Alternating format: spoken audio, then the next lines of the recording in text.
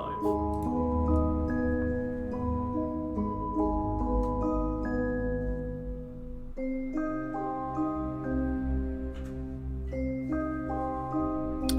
Hello everybody, welcome to the stream and thank you for joining us today. My name is Tom Seed, I was the producer on Old Sins and I'm a producer at Fireproof Games. Today we're going to be playing through and discussing the development of the original mobile version and the subsequent PC edition which came to Steam this time last month. I'll mainly be looking after the live chat today, taking down any questions you might have, and if I can answer them myself I will. But if we can't get to questions today for the team, we will take them forward to a future stream. So we have got 3 of the game's developers ready and waiting to chat to us. So I'll stop my rambling and I'll let them introduce themselves. Cheers everybody, hope you enjoy the stream. Hi everyone, my name is Jeremy Linares and I was a designer on Old Sins. Yeah, I'm Luke Coombes and I was a programmer on Old Sins. Hi all, I'm Tom Woodbridge and I worked on the mobile version of Old Sins in a design role. True, I guess we could explain that. So Tom isn't with us anymore, but he was a very he's with us. It's very suitable for this kind of spooky atmosphere. But he was an integral part of making Old Sins on mobile. So we've brought him back from beyond Fireproof. Yes, live from a Ouija board. Yeah, to talk to everyone today and give his see what he remembers. We could actually talk about this the screen even if we wanted to. How in depth do you want to go? But you can move the camera up, which is always a nice thing.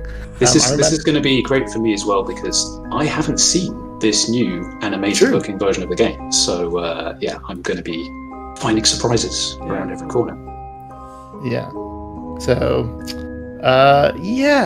I mean, so the only thing I wanted to say about this screen was that every time it's kind of one of those little things that, like, I guess every game has to do, but someone has to make a decision. Every room game has to pick like what we call like a hero object that becomes like the face of the game, right? It could go in the icon on the App Store, it could be on the front end screen or whatever. And we actually went through, it wasn't always the eyepiece, you know. We went through a bunch of like just ideas. Like at one point it was the for a long time it was the gates of the house itself, and well, spoilers, I shouldn't be talking about that. And various other objects that kind of play important roles. But shall we get started? Yeah, let's get going. Cool. Just quickly, Luke, would you be able to bump up your mic volume just a little bit?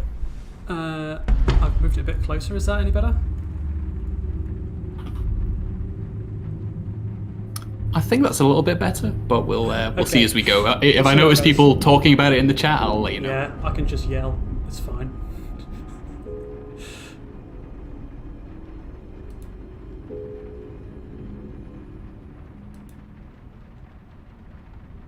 So, a little thing I could say about that little intro. The big thump that you hear at the beginning was meant to be the sound of the case. Oh yeah. Coming down, but I think most people assume it's the door closing behind you. Yeah. But it's kind of okay. It kind of tells you that you've arrived here. Yeah. You know, and what, I don't know, living in the attic, I guess. It's a very minimalist kind of opening. It is. Okay, so it was quite a bit of kind of pressure we put on ourselves to make this opening good, because the Room 3 has a fantastic opening, right? And it's like, ooh, we gotta live up to that. It does have a really good opening, and like unusual for room games. There's quite a lot of movement. Like the games are quite. It's very dynamic. You're on a it's train, dynamic, very atmospheric. Yeah, and it was actually tricky for a long time. You know, we started off with this very kind of. Wait, hold on. Sorry, I'm going too fast.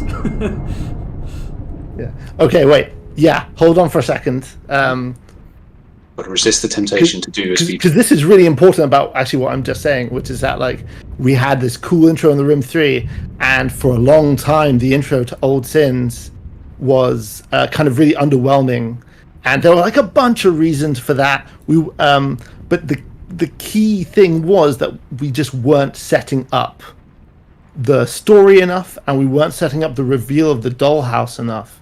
So when you actually did see the dollhouse, it was kind of a big letdown. It was like, oh, okay, fine, I guess we're here now.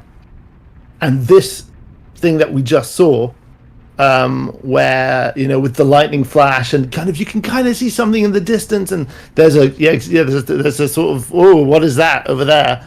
All that was just like in an effort to kind of build suspense and make up for the lack of, like, I guess, dynamicism in just being in a room, right? Build up the intrigue, and I think I think it worked, but we were all happy with it at least. So. Yeah, it's cool. I think it's spooky. Yeah. Let's get cracking. The spookiest bit for me is the next bit. I'll turn on the light.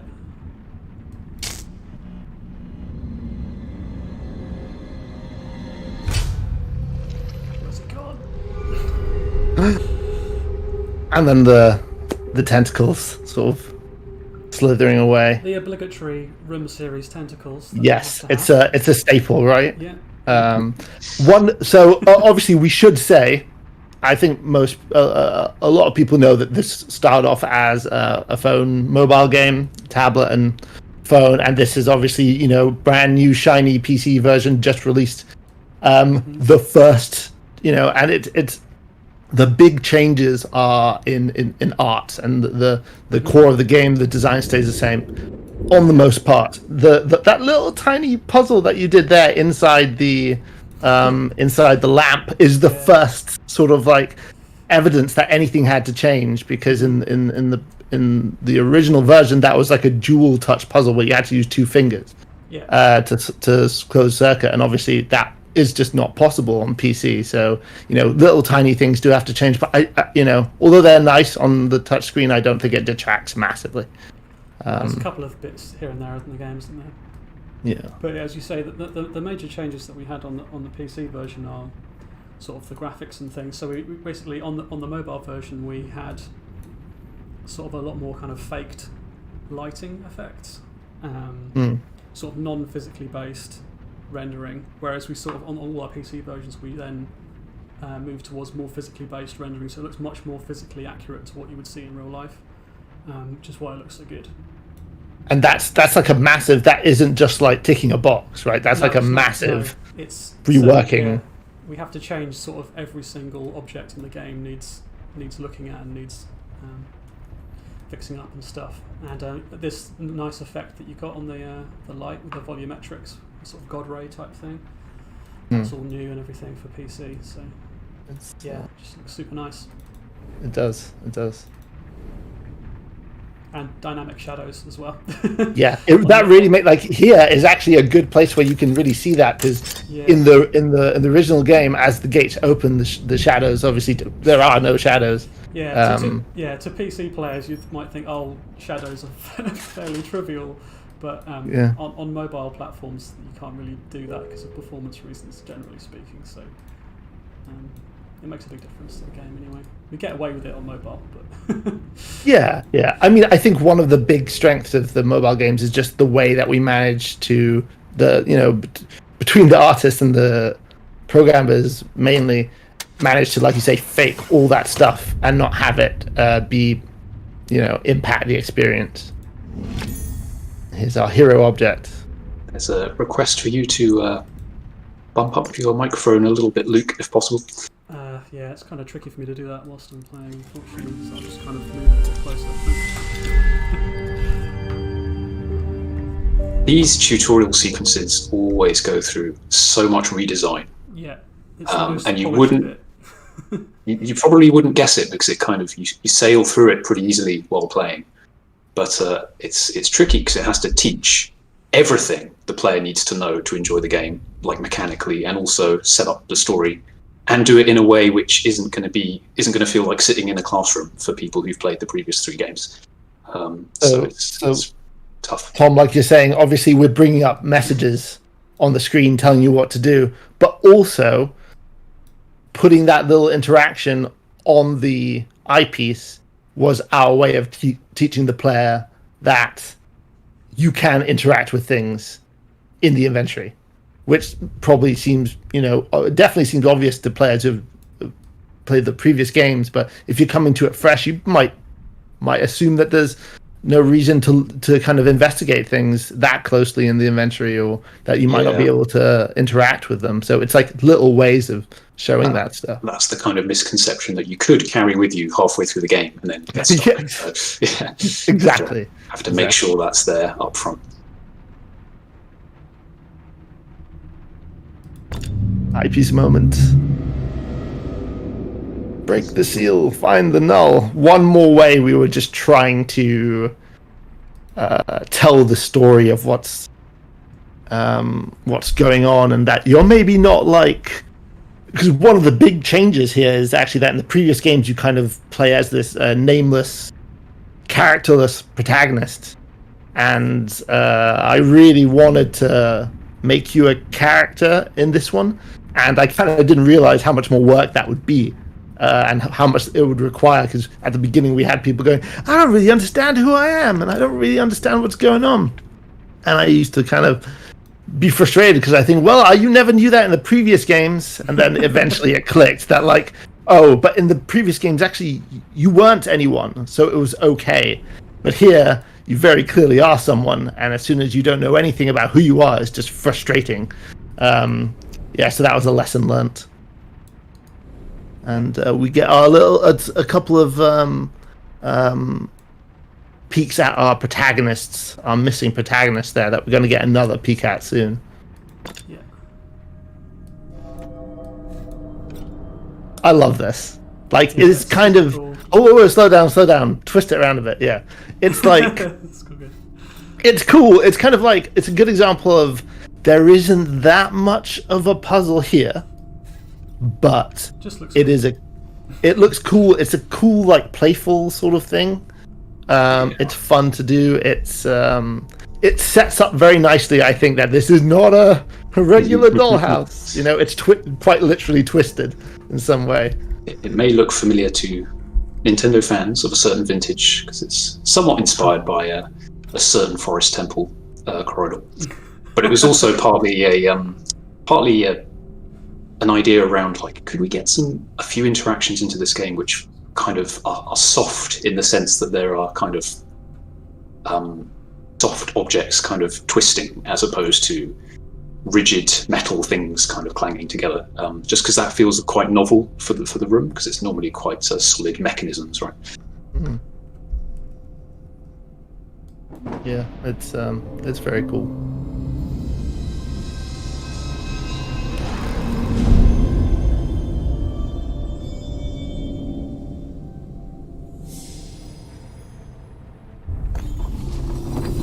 So that like hologram puzzle, holograms in general have been a thing we call them holograms. I don't think we ever refer to them by anything in the game, but we call them holograms.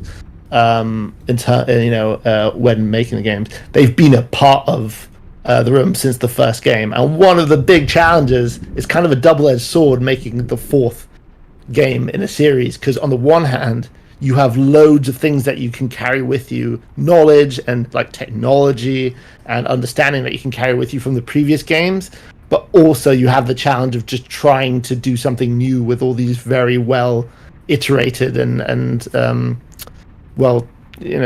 tested puzzles and ideas. So I think you managed it there, Tom, because that was your puzzle. And it was like, hey, we've done a lot of holograms. We've done some cool stuff with like actual cameras moving through holograms, but it managed to stay fresh and like it earned its place in the game. I feel like this is the game which has the most to kind of cram into the tutorial in a way, because there's all the mechanics from the previous games plus what we're about to see as an extra mechanic on top. And one more thing, Luke, before you enter, I always worry people don't see this, but I love it. If you tap on the tap on the room, you get a really lovely, cool sound effect and some great wobbling to just kind of sell that it's this barrier that you can't get through right now. Why can't I get through?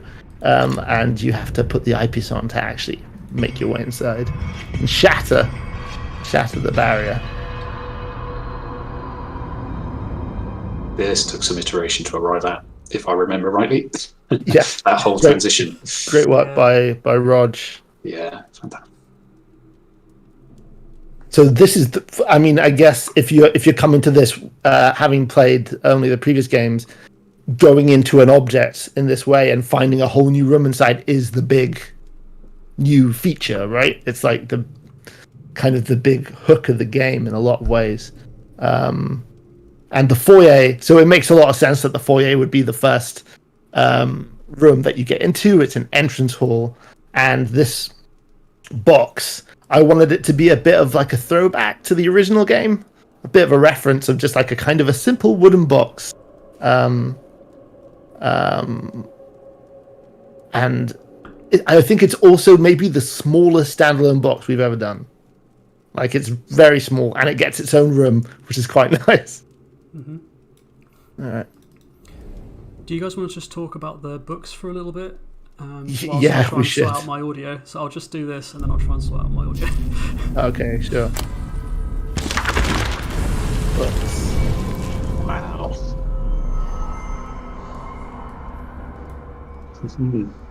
So the books are pretty interesting.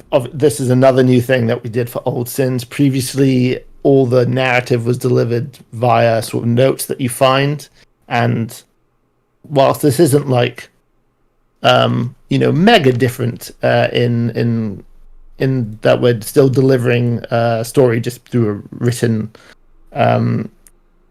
written kind of prose. The interesting challenge was originally we kind of said, let's just put notes everywhere. It'll be fine. Notes that the characters have like left each other. When we just made this assumption, and then Mark, the design director at Fireproof, he was like, you can't just do that. It's a thing that games always do. And the thing we always made sure to do in the previous games was that the notes were left for you intentionally by someone. And I kind of had never realized that before. So we went away and came up with this idea of these books that were kind of corrupted by the dark force that's inhabiting all this stuff in the room. And it turned out to be an absolute nightmare in a lot of ways. The implementation, if I remember, was actually very difficult. There were a whole bunch of like interesting tech challenges that had to be dealt with. Getting the infinite book pages to work and all that kind of stuff. But we had this idea of, what if these kind of weird corrupted books have like taken on the thoughts of the protagonists? So we didn't want them to feel like the protagonist had written down their thoughts in a book, but more like, as much as possible, that they'd kind of thoughts had almost been uploaded into these weird, crazy books. So if you found any book in the house, it would just be full of their thoughts. And it was really, we went through so many iterations of like, should it be like handwritten, or should it be like text? If it's just regular like printed text, it looks like it kind of look kind of strange. Should it be if it's handwritten, then they do look like notes. We went through loads of iterations, and actually there's a really good when the game came out originally, there was a making of thing that got put together,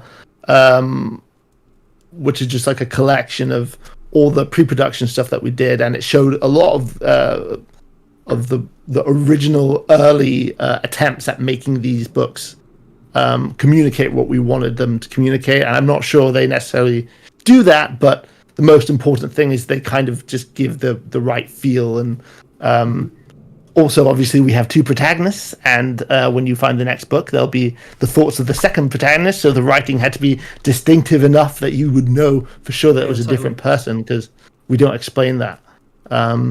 So, Luke, you're not in full screen at the moment playing the game. I'm still messing around with my audio settings. Still messing around with the audio.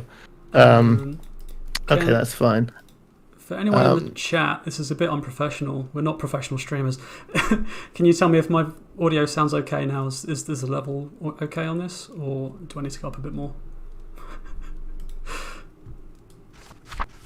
The other thing that this first book had to do is just set up the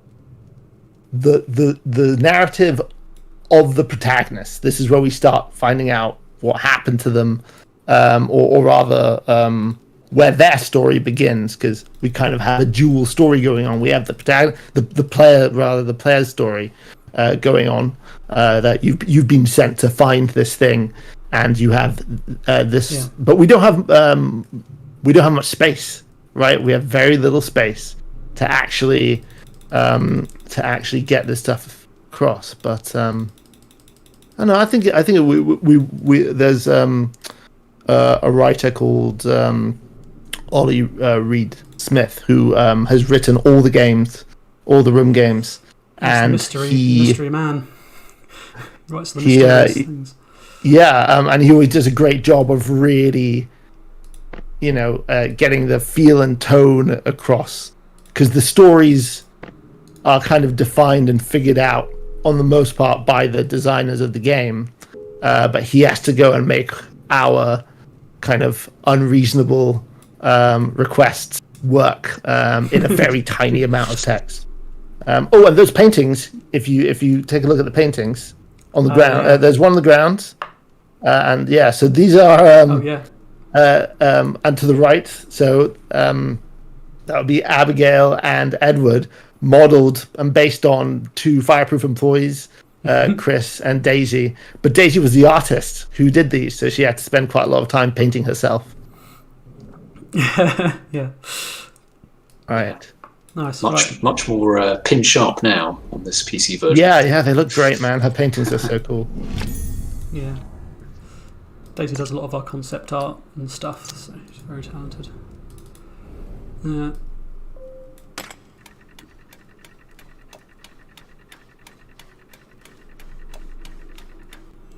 Holograms. Yeah, it was. Sorry, you carry on. I was just going to say we're still firmly in tutorial territory here, so we are, yeah. This went through a lot of iteration, because a tutorial has to really be like smooth sailing and explain quite a lot of potentially quite confusing things. Stag and the Swan family crest, which we get quite a lot of mileage out of. Yeah, it's like a cool little motif that ran through the whole thing. Yeah, there are times during this stream where I'm gonna just outright say where we stole stuff from, because that's kind of just how things work, right? And for this, I was really I watched Crimson Peak, and they had this. It's been a while, but I think they kind of had like an animal motif with like the moth. Right, and I saw that. I thought that's a really cool idea. We should steal that and do our own version. Nice. I always liked the idea that, like, Abigail kind of fits to the Swan, but obviously Edward, it doesn't really suit the Stag, and that makes sense because it's not his family crest. But he clearly wishes he was the Stag. Ah, right. Is that the Guildford Castle there? Oh, I wonder. We'd have to talk to Roger about that. Also, we've got our Latin Audacia et Industry. What does that mean? Sort of motto. I'm gonna guess it means audacity and industrialness. If anyone in the chat I can't remember. I think the general gist is science is about to go too far. That's the kind of general hint, isn't it? It's like the bold and the industrious is pretty much what it means. Yeah. Cool. All right. Let's And very important to me here was the way the crack appears when you put this down. There you go. See, they're getting split in half. That's some foreshadowing right there. These are the things that only I care about.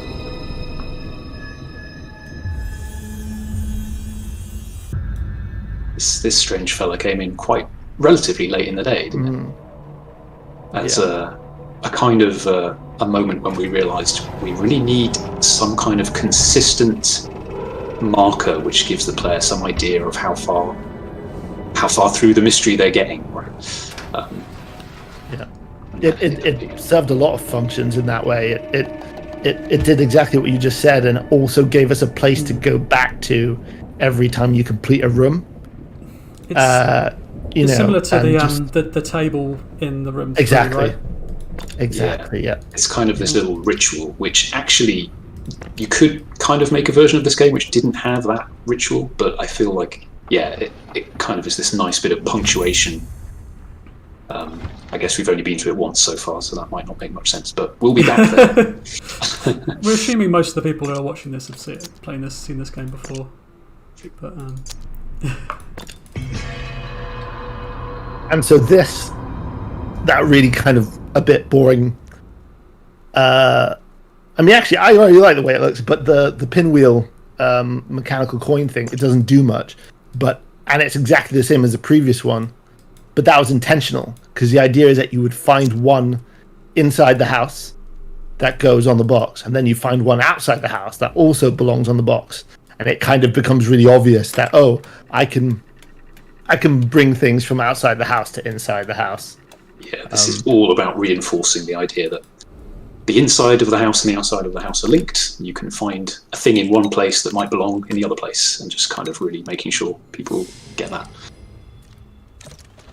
The last thing we want kind of at this stage is for someone to get stuck. Yeah, for sure. At the same time, we really, by this point, don't want it to feel like a tutorial anymore. That's true. You've been going for a while. You don't want to feel like you're being held by the hand too much, although admittedly it's still pretty. I would say this is the first proper puzzle. Ooh, so did this need a bit of a redesign for PC?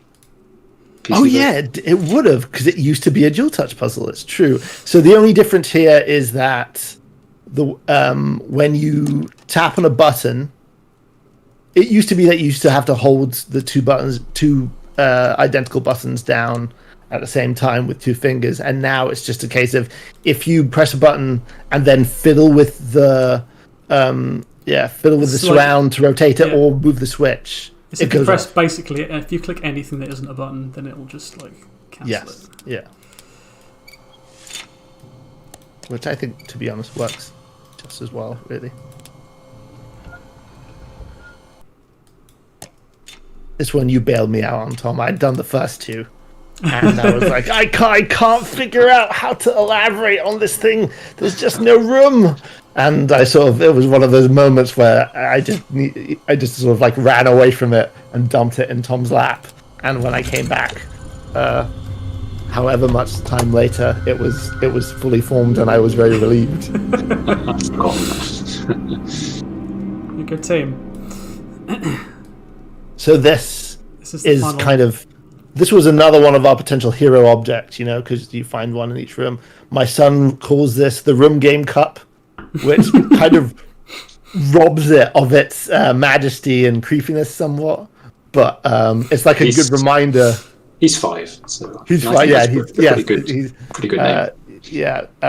It's a reminder that no matter how important you might think something you're doing is, you can always get dressed down by a kid.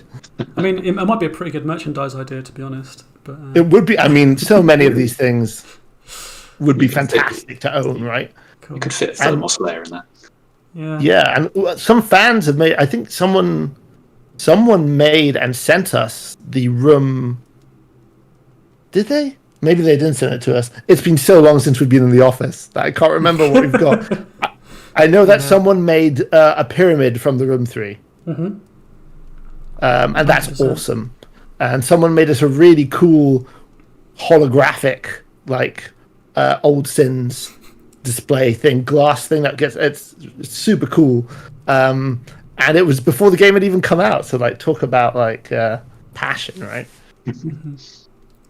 All right, let's go. This is it. This is a cool bit. Yeah.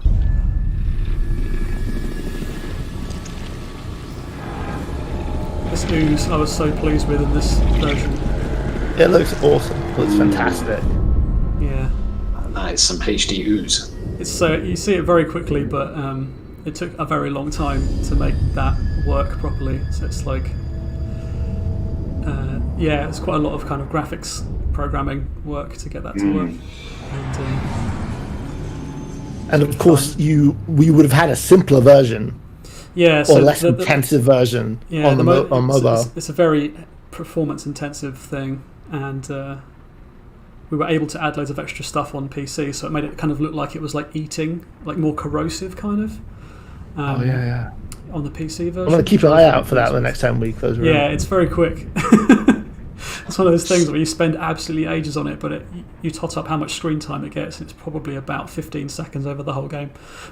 That's true. But when we have seen, like when we went to trade shows and stuff, and people seeing people play it, it's a really like effective, memorable moment. Yeah. So it's really worth getting it right. And it was like when we came up with that idea, it was like, I know, let's have all the rooms close up with these tentacles chasing after you, and it sounded really cool. And instead, we definitely did not think about quite how much work it would be when we had that idea. No. But it was, you definitely know the room's closed after that happened. Yeah. There's some extra it was quite a big design decision, that I remember, because at one point it was like, should we have all the rooms openable and they can all be open at the same time? So the decision to make rooms become corrupted and closed permanently was kind of a big step. Yeah. I mean, Luke, it would be pretty interesting. I mean, you might be able to keep playing a bit, but I would love to hear you talk a bit about the work that you did in kind of like making the rooms, making it so that you could go in and out of rooms seamlessly. Yeah. So it was like the core kind of concept of the game was this whole Dollhouse thing where you could zoom in and out of up to, I think it's up to, what is it, 3 max that we have open at once? Yes. Yeah. So there was a kind of at the beginning, I just joined the company basically, and it was kind of like one of the first really big things I had to do was like basically prototype this game. So it's kind of me and you, Jeremy, and Tom a bit as well, just sort of coming up with the sort of bare bones of this thing, and then like just figuring out whether technically like Android tablets and really old iPads could cope with zooming in and out of levels and stuff. So it was like a lot of like making graphs of loading times and things, and seeing whether they could like have enough memory to handle loading in and out of levels like that and stuff, because it's seamless when you play it on mobile as well. So it needed to be really quick. That was by no means guaranteed, was it? It was kind of there was a cut-off where it was like, I think it was something like, if it takes longer than 15 seconds then it's too long and it's going to be too frustrating to play. So we like, if it hadn't have worked, if I hadn't been able to prove that tech would work, then the game would have been kind of either redesigned or scrapped, or I was ready to drop the idea of having multiple rooms open at once completely, if we could not make it feel seamless. And I guess there is like a load that's being masked by the transition sequence, right? Totally, but the transition sequence is entertaining enough and short enough that it doesn't feel like a load. Most of the work is being done by the art and stuff that we dress up around it, but basically what's happening on a code level is when you zoom into one of the portals to go into one of the rooms, it starts loading in the background very slowly, and then once you double click to go in, it speeds up a little bit, and then once the screen's black, it goes to like full intensity on the processor, as it were, and then it kind of does the proper load from then. So it's kind of like doing a bit of a run up before it does the full thing.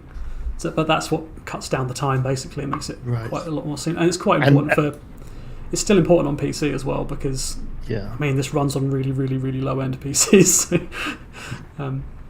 Because you can back out of going. You can start going to a room and then back out. Yeah. Because we didn't want people to be locked into that animation if they'd made a mistake. Yeah, I wanted it to be as because we have a lot of puzzles where you go in and out very quickly in rapid succession. So we wanted it to be as seamless and not frustrating as possible. So fluid, and it is fluid. That's the thing. It's a really nice. And like you said, you have to go in and out of rooms a lot, and if you're stuck, that just makes it exacerbates it so much because you're like, wait, you have to go into each room. Oh, maybe I forgot about something. Maybe I should go back, and it just becomes a nightmare. And it was like it would have ruined the game if we hadn't managed that. So it was kind of like if it's going to take that long, it's going to make it too frustrating, and we should just do something else. But fortunately, it worked out. So much to my relief. Let's crack on. This bit was. Another aspect of like, let's make it big. We have to really big up this dollhouse. Whoa! Oh my god! Yeah. Lovely flickering lights on the lamppost. There was a bit of like internal like argument about these lights, which I'm sure most people don't even think about. But it was kind of like, why are all these lights like wired up underneath the table or something? And ultimately, you just go, you know what? It's a cool moment. It's a good way to have lighting coming from every side of the dollhouse, so that nothing is like bathed in darkness. And it's a magic dollhouse. It's fine. Sometimes lights, you just go for it. No. They were actually just a way of preventing you from spinning around to view the back of the dollhouse while still playing the tutorial, right? I seem to remember that's why the lights were introduced. Yeah, it was because there was too much to potentially click on, right? Yeah, you don't want to get lost before you've learned the basics. So keep the back of the dollhouse in darkness and prevent people from spinning around there. And I think that works really well. Like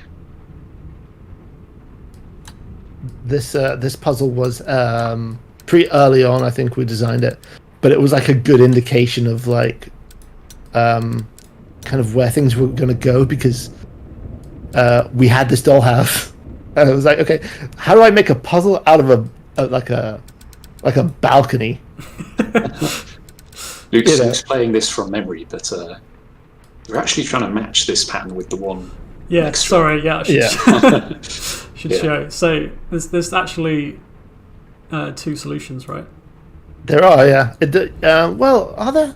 I guess because we did wonder, like, people might think you had to match it, or you might have to mirror it. Yeah, I always go mirror it. I love so. You always mirror it. I always match it. So yeah. Because it kind of doesn't matter which one is right. It's more aesthetically pleasing if you mirror it. That's true. That's true. Everyone knows that. They're kind of like pointing at each other. All right, the study. Cool. This was the first room that we really earnestly started designing, which I think is why. And what's kind of interesting is that I think maybe the mistake we slightly made here is that we didn't really design the shape of the room. We only designed these sort of like pockets of it. And then Tom did the stuff on the left, and I kind of did the stuff on the right, and then we just slammed it in here. So the room is massive. It's like this enormous room. It's like a warehouse with a big empty.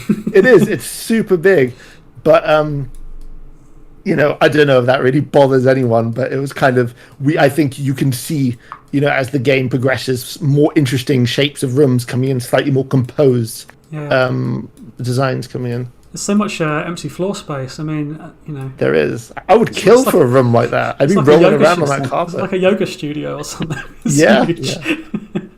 I'm sure these guys are into yoga. Yeah, I think that's pretty big in the early 20th century, wasn't it? Yeah. So this desk has a really interesting. I don't know if you remember this, Luke, but this desk has a really interesting origin story, which is that it was not originally designed for this game. How was it? Early on, so before Old Sins was a thing, before we had the Dollhouse concept, we investigated this idea of kind of doing like episodic boxes to be released on mobile. So we would like make a box, exactly kind of like in the Room 1, make a box, solo box, release it, and then, make another box. And we had this idea of what if each box is based on a different culture, like the null has spread all over the world, and it's kind of affects people in different countries, and it might affect them in slightly different ways. So the first we had a bunch of these planned.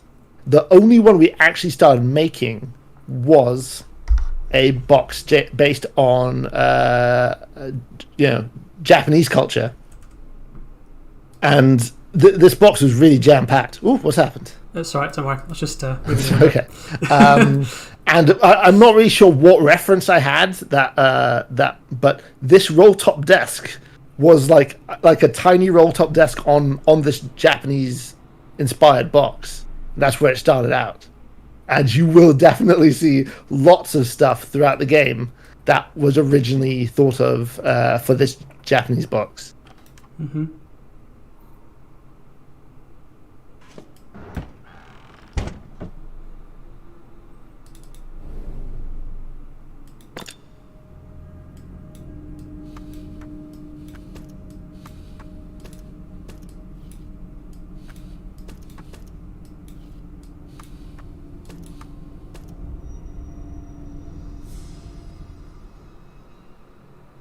I really wanted to do something which sort of like the whole concept around the box was like, can I make it as busy and jam-packed full of stuff as possible? It's kind of almost like a parody, right, of previous Room thing.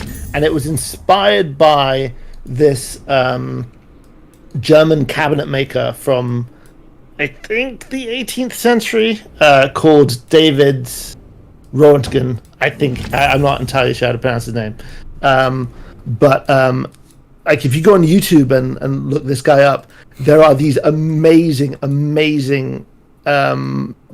desks and bits of furniture that he made, which are all, I mean, like, it's, if you go and watch those, the inspiration is really, really clear. There's sort of loads of hidden mechanisms and spring-loaded stuff, and it's like perfect room fodder. And it seemed like, I can't believe, it seemed just like really ripe to go and pay homage to this guy who made really stunning, incredible stuff. And yeah, that's a big part of where a lot of the stuff from this desk came from. And I kind of studied the videos of the mechanisms in his furniture to get the animation right for how the drawers open and stuff like that. So like if there's actually a button down there, that one, down there, where is this one? If you click on it, I got the animation wrong the first time. It looked too weighty, and then I went back and looked at a video, and I was like, okay, this is how they move. You'd have been crucified if you got that wrong. Everyone would have noticed. Well, you know what? I got complaints. Really?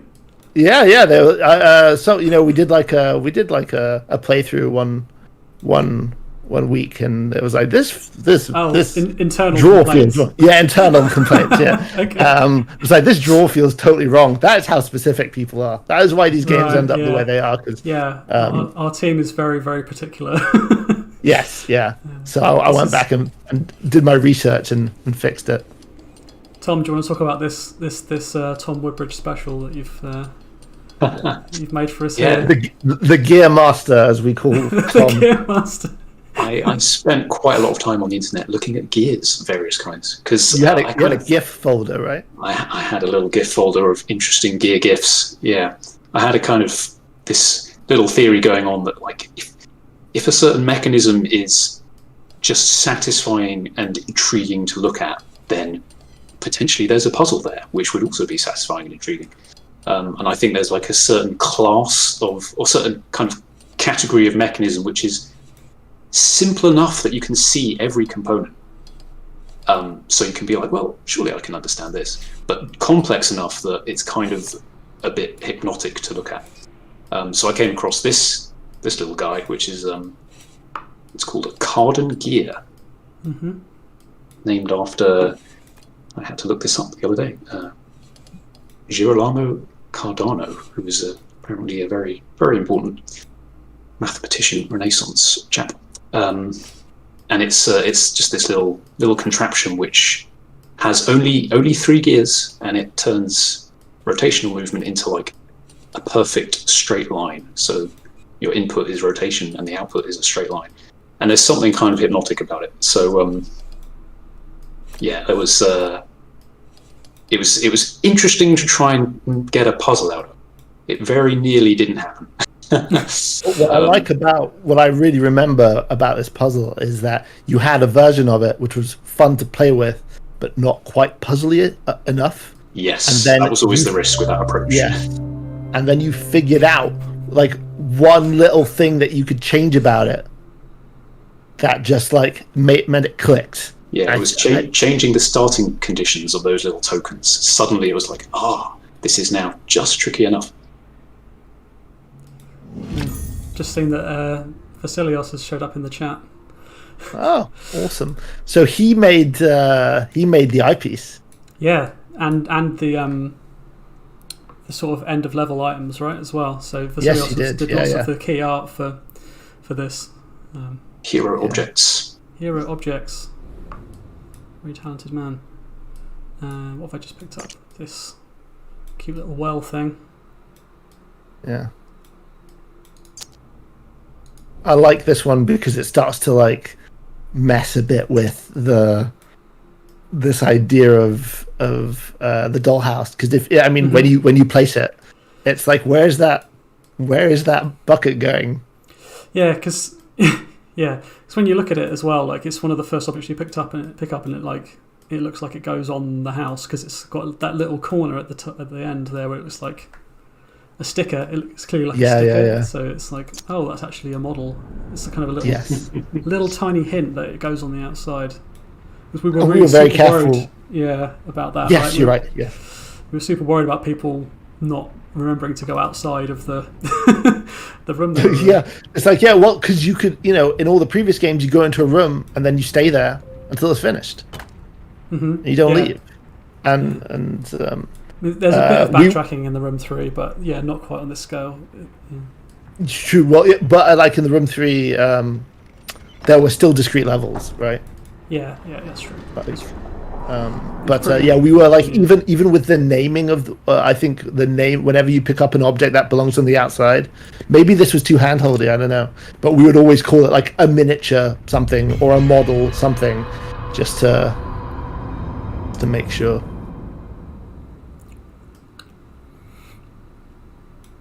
I think this is one of the better looking rooms in the in the remake. That's like, and it's like a kitchen, right? It's kind of in theory, it should be quite a boring room, and it was a challenge. I mean, Tom, you had to deal with this. Like making puzzles out of a kitchen was not like a task we were looking forward to. Somewhat tricky. I'm going to keep on saying this, and it's going to get repetitive, but this is looking amazing. to see the kitchen looking like this. Wow. Oh my word. And we got I don't think it was in the mobile version, but we got like the leg of meat that I wanted. I wanted like a leg of meat. By the bread. Yeah. Oh, did you demand the bread as well, Jeremy? I mean. Well, you know what? Well, like you, I kind of wasn't really that involved with the PC port because it was so much in the arts and getting it to work on PC, apart from kind of like figuring out the dual touch stuff. But I guess someone remembered my. Yeah, totally. Yeah. Oh no, we can't get there. It's too far away.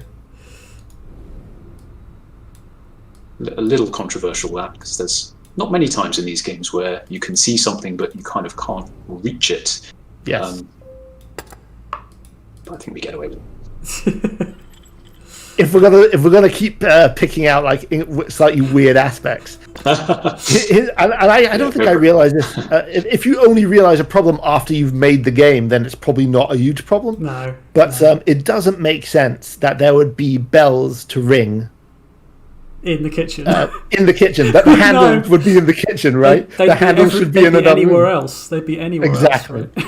Right? Yeah, this was inspired by, a thing which Victorian houses had. Some of them, I presume the richer ones, where you could, ring a bell in a different part of the house and people would come to your bidding. But having the bell next to the handle, be not entirely historically accurate. It's fine.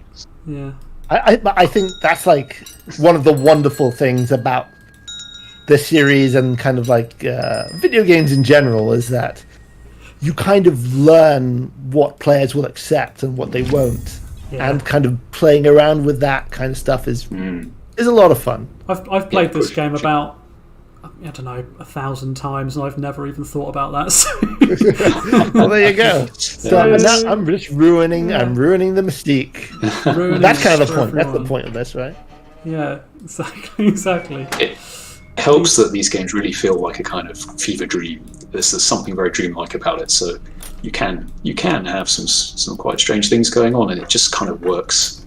Yeah, I remember this being a fun puzzle to implement. This. Oh my! I believe this was a Tom special as well. I'm sorry. Yeah, it's fun. I had to do rotating collision for these things to make sure they never broke. I'm still to this day staggered that it's as robust as it is. Yeah, I remember the pain on this one. Yeah, it's good fun. I like the shader. I like the hologram shader on the PC version. It's super nice. Yeah. Yeah. You can rotate that thing more times than you should be able to reveal new parts of it, which is... Oh, really? I didn't know that. Did you? That's I'm sorry I skipped past it. As in they're like a pit. What do they appear as? Yeah. That is so cool. It's the kind of stuff you can get away with when it's kind of one of those hologram puzzles, which doesn't entirely obey any real life rules. Yeah. See, Tom, I didn't think I was going to learn anything on this stream, and here we are. Every day's a school day. Every day's a school day.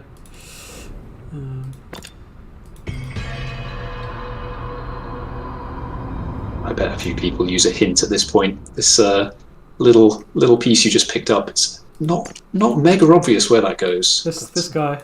Oh yeah. It's one of those classic Well, you can't ones put that down yet. Yeah, that's not for yet, is it? It makes no sense until something happens, and then you go, aha, I know exactly where that goes. Yes. So this is an Inkwell. There is kind of like a few different school of thoughts on puzzles in terms of like, should you always see, for example, the goal before you are able to find, say, the solution? Yeah, should you always find the keyhole and then find the key later? Yeah. And the kind of conclusion I came to, for these games at least, is that it's okay to do both. Because there is kind of like a big satisfaction to finding something and going like, I wonder what this is going to do, or where it's going to go. And then you come across where it goes for the first time, and it's like, yes, I found this thing. That's what must go here. And like, if that's what happens, that's a cool way. And then the other way around is good as well. Like they're both satisfying. So this puzzle with the drawers. Yeah. Sorry, Karen. Yeah. I was going to say we went through quite a bit of iteration with this because people kept getting stuck on it, right? And it was much more fussy than it used to be. The puzzle you just did, not the drawers specifically, but this sort of thing with the four spinning discs. Yeah. That sort of like cover is something that when I designed this, I did not realize that this was actually something that was in the room 1 and the room 2. Yeah. Like there are so many puzzles in all the games and kind of ways of opening various pieces of furniture that I'd forgotten about them. And I guess the good thing is that the twist on this compared to those is that you are kind of unlocking the mechanisms that operate those things as you go through unlocking and playing through the desk. So and you have to kind of notice that you might see. In fact, if you go to every single drawer, you can. I had to make sure that you could obviously see its corresponding dial from that camera face. Yeah. So it's this and I got one. really, really lucky because that was not always the plan. I designed this thing, except for this one. So the final one is the only one where that doesn't work, right? Yes, and that was on purpose. Yeah, because we've got to make it a little bit difficult.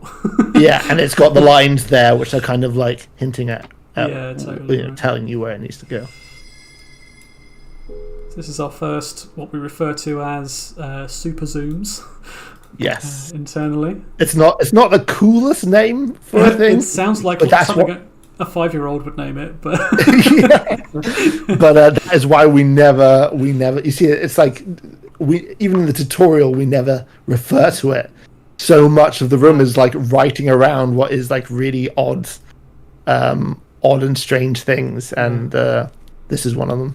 I don't believe it's ever made explicit whether you're actually traveling inside these tiny spaces or whether you're just seeing inside via magical means, right? And we kind of leave that deliberately a little bit ambiguous. Yeah.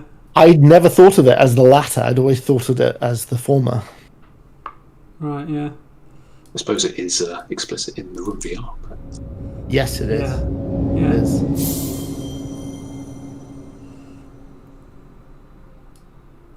This giant dust motes. That's good stuff. Really sells the scale. Giant dust motes do a lot of work for these super zoom segments. Yeah, exactly. Just make you feel tiny. But yeah. So this was a puzzle that Vasilios helped us with. It was like, I think maybe the first puzzle that he worked with us on. Mm-hmm. I think it was. It was fun to have an extra person in the design room. This was a really tricky one to solve. Very easy to get lost trying to design this guy. And it had to be fairly straightforward in terms of not too difficult to actually solve, because it's the first one you do. Because it's sort of a tutorial, isn't it? But, you say that, but I'm very glad you're playing Luke, not me, because I would be here for a while, I think, trying to remember how to solve it. Yeah. You're I making think it I look did a easy. code implementation for it. I can't honestly remember. I think I might have. Okay, so what's about to happen now is kind of like almost the whole reason the desk exists. Oh, it's such a pleasing animation. It's very nice. It took ages. It's very good.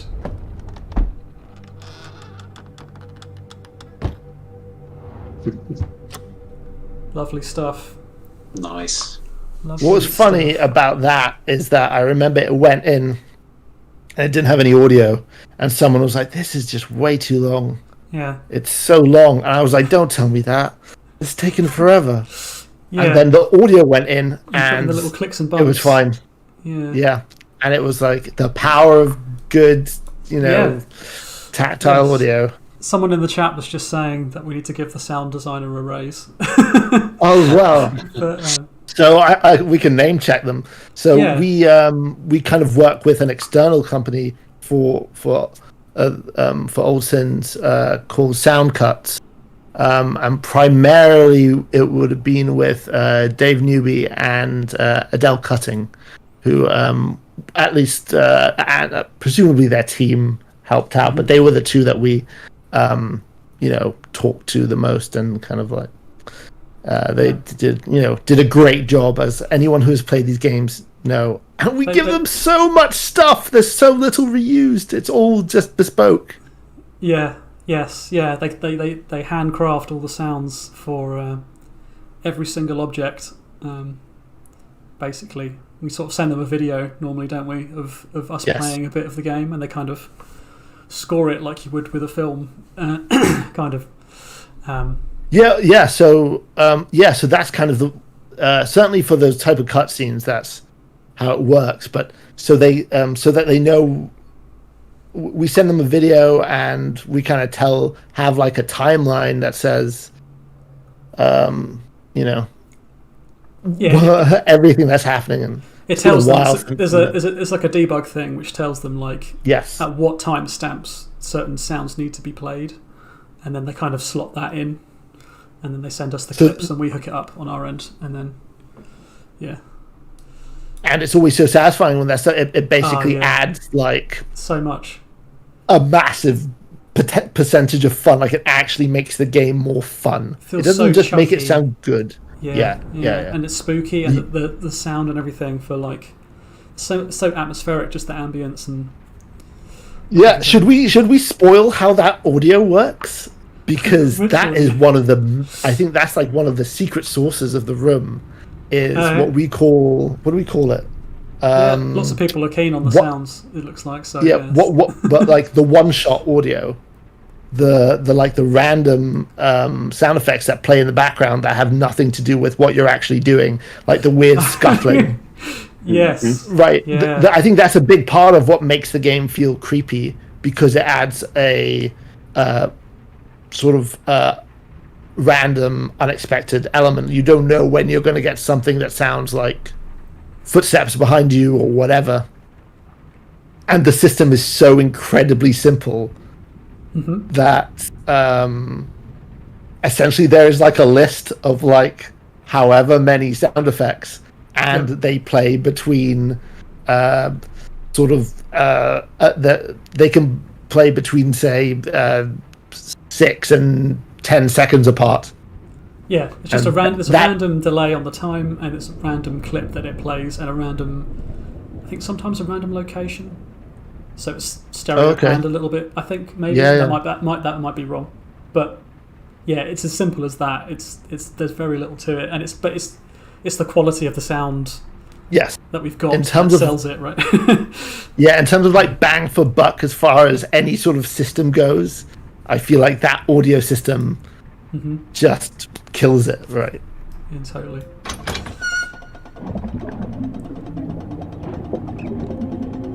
Wonderful gurgling noises here.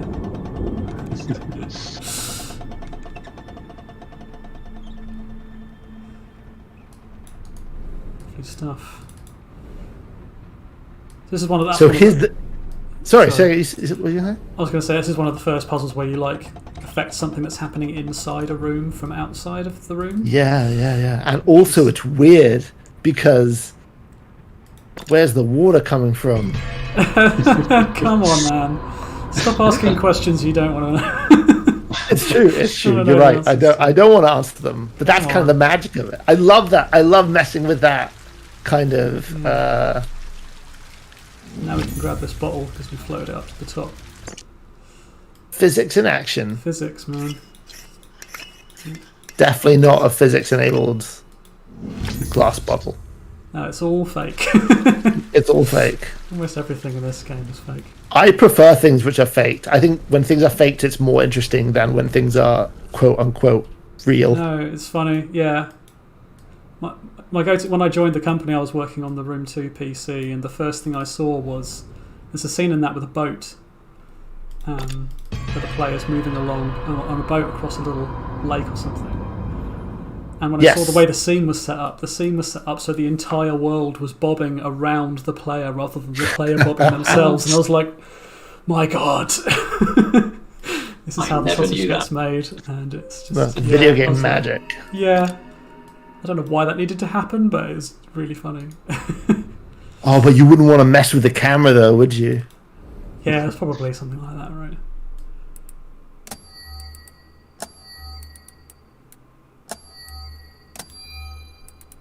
Now this is a great reveal. A train. This was one of the things where I was like, okay, the room is about atmosphere and creepy objects. Can we get away with a train? It was pushing the limit a little bit. I think it was, but I think it's just so kind of neat and cool that you're just happy to see like an awesome steam train on screen. I'm not going to complain about that. No, it's great. It meant I could show my like granddad, who knows nothing about video games but absolutely loves trains. I could show him something that I'd worked on, and he was impressed by it. So, oh, that's great. That makes me happy. It's nice. I mean, the Room series is the only game series that my mum has played. Yeah, and yeah. That's not just because I worked on it, because she did not play the other games I worked on. Primarily because she didn't have a PS3 for some reason. Right, yeah. Mums, eh? Mums. Yeah, I know. But it's nice to be able to make something that your relatives can play. And yeah, totally. Yeah, my parents are the same. My dad doesn't play anything, and this is the only thing he's played. He loves it. This is probably, cool. for my money, one of my favourite items in the game. Really? Just cool. Absolutely love this animation. It's so satisfying. I never get bored of it. Oh, that pleases me greatly. It's another Woodbridge special. It's that animation exists solely to distract you from the fact that you are holding a cow catcher. And that's kind of an odd thing to be holding. Yeah. So if anyone doesn't know what a cow catcher is, do you want to explain what that is? It's a thing that goes on the front of a train in the way we're about to see. To say that it catches cows might be a little bit generous. It's it definitely does something to cows. Yeah. It's less frightening than a cow mutilator. They're like, we've got to rebrand this object on the front of this train. We can't call it that. Cow coddler. Cow coddler. Gives them a little cuddle off of the rails, doesn't it? That's what it does. A high-speed cuddle. A gentle nudge. Yeah. This entire train, we kind of arrived at the idea for it because our protagonist is an engineer, right? So we kind of wanted to have a lot of broadly engineering-themed objects in this room, which is meant to be his study. So that's how we ended up with it. And he's basically a nerd, right? So he would have model trains. And I say that in the most loving way. Nerd stuff trains. I mean, I'm not going to sound like granddad, but sometimes felt like there were kind of two starting points for coming up with a puzzle for these games, and one of them is to find an abstract puzzle, like a kind of almost a Rubik's Cube-esque abstract puzzle, and then do the work of making that look like something and make it look beautiful. And the other way is to come up with a cool object which already exists and is familiar, and then try to turn that into a puzzle or put a puzzle on it. And this is very much an example of the second one. We were very vehement, I think, about as much as possible having every item in the game be thematic in some way, be a recognizable object. And obviously that's not the case everywhere. But as much as possible, I really wanted to just have everything feel like it kind of belonged, in this location. Because those are the things you tend to remember from these games, right? It's the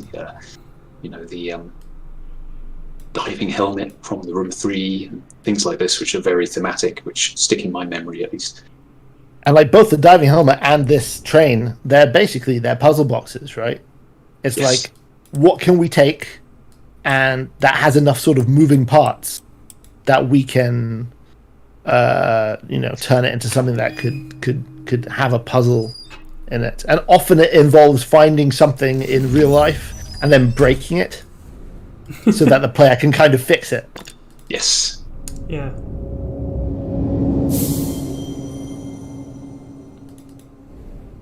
We were watching a stream of someone playing this a few weeks ago, right? And they brought up the Thomas the Tank Engine theme in the background, which did not do the atmosphere any favours at all.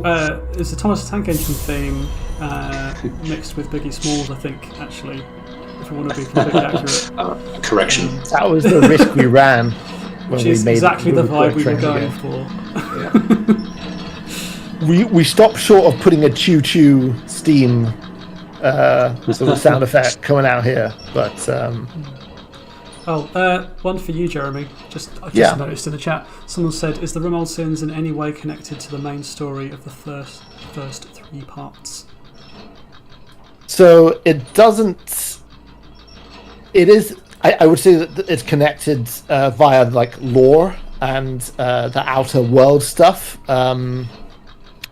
Especially with the involvement of the Circle, who are kind of the antagonists. Briefly mentioned antagonists in the first game, and they appear in a similarly mysterious and shadowy capacity here. When we start, when we came up with the concept of the game originally, and we had this Dollhouse idea, it felt very, very self-contained, and it just made a lot of sense to just have the story be primarily about what happens in this house. There are loads of callbacks to the previous games, wherever we could cram them, and but as far as like, in terms of like the plot literally carrying on from the previous 3 games, no, not really. It's like a part of the extended universe, right? Like, yeah, that's a good way of thinking of it. Yeah, like it's there's the Room kind of story wise is kind of intentionally very vague. Yeah, a lot of the time, right? And I think we're a bit more explicit with story stuff in this one.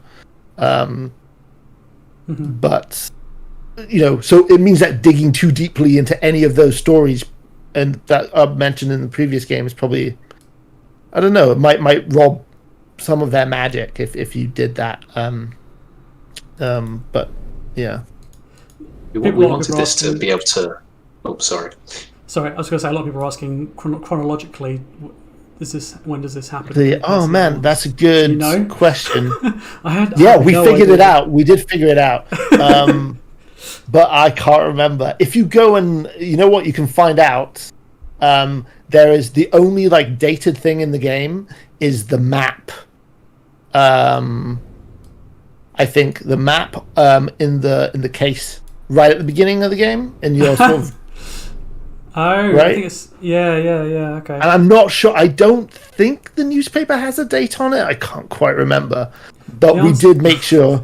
If you imagine the map is like a freshly printed map, at the time that the game is set, it is. I think you can kind of like triangulate where it sits. There's newspaper clippings, right? Isn't there? Yeah, but I'm not sure they're dated because they're like ripped out. I can't remember. Right. I could be wrong. Basically, we don't know. Yeah, I can't remember. I can't remember. Someone's saying it's 1899. Okay. Who said that? Someone in the chat saying it's 1899. Oh well, good. Well done. What I can't remember is when the other games were set, so it doesn't really. That's but it does. It does work, I promise. It's as we said, it's sort of like it's part of the same universe. It's not the same characters involved necessarily. I think. Oh man, I can't remember. I think it might be pre-Room 3. Well, I forgot to mention that the front of these books all have the names of developers on them. So there's a man Tom there. Yeah. his book. Or some of them are slightly modified, I think, to make them a bit more old-timey. Yeah, they had 2 newfangledy names. But so we mentioned it earlier, but like these books are sort of, not a lot of people realise this, but you can always, no matter where you are in the game, you can flick back to the previous entries and read it. But by the end of the game, you can read the entire thing from cover to cover, like a book, right? And it tells a linear story. But yes, that was one of the things that was quite important to me because we were doing a slightly more plotty story. Yeah. Having these be very far apart, you could kind of forget what had happened, and we don't know how far apart your play sessions were. So it was a really nice repercussion of going for this sort of book format was that we could do that. Yeah, totally. So, and it was a lot of fun for you, wasn't it, Luke? I think it was a bit of a nest of bugs.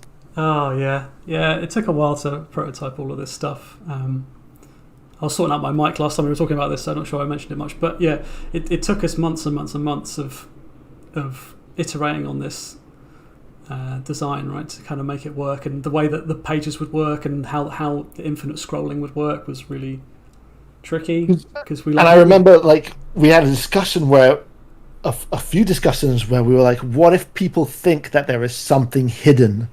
Yeah, like at the end the of the 900th page or something. So originally we had like gobbledygook, just sort of infinitely randomized gobbledygook on every single page, but it was too interesting and it looked like people would just scroll forever.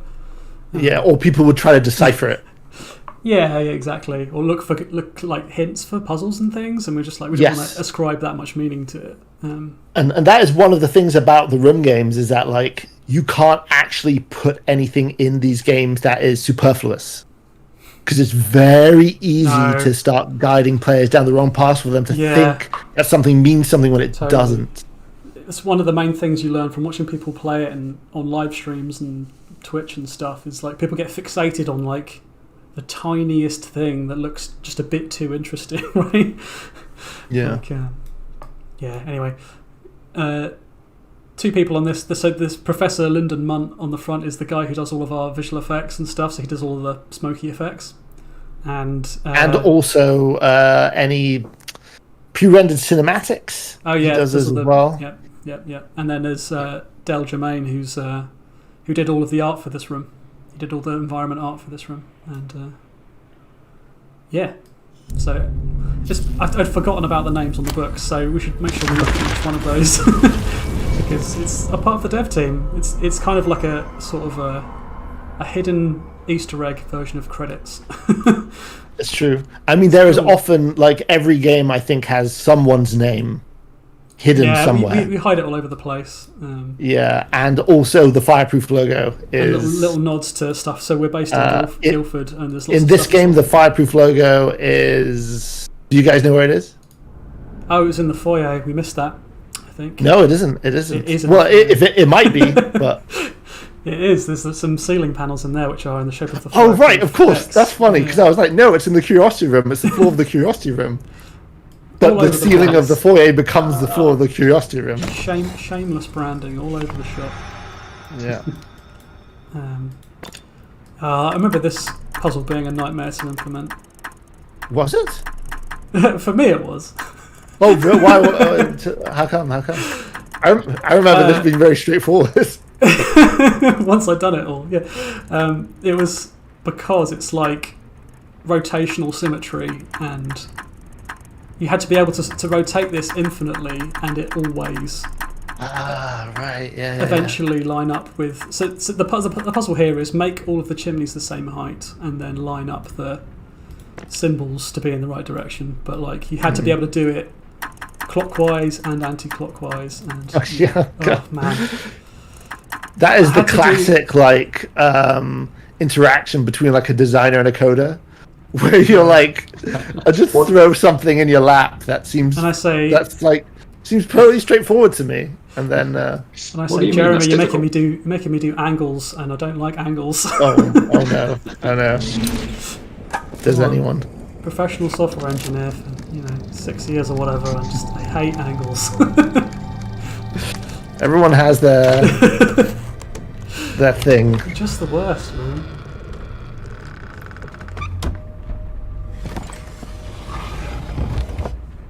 The Curiosity Room. This was my room, like one of the rooms where I think I did almost everything in it. Almost everything. And the cool thing is that Curiosity Rooms actually like existed. Yeah. You know, and there was one in the latest Hitman game. Sorry, say again. Have you played the latest Hitman game? No, I haven't. There's a Curiosity Room in like a fancy old house, which is very similar to this house. Really? One of the levels. Nice. One of the levels is a old British house, and there's a room in that which has all of this kind of stuff in it, in like trophy Awesome. cases Nice. and stuff. And I was like, sweet. We did it first, but sweet. Yeah.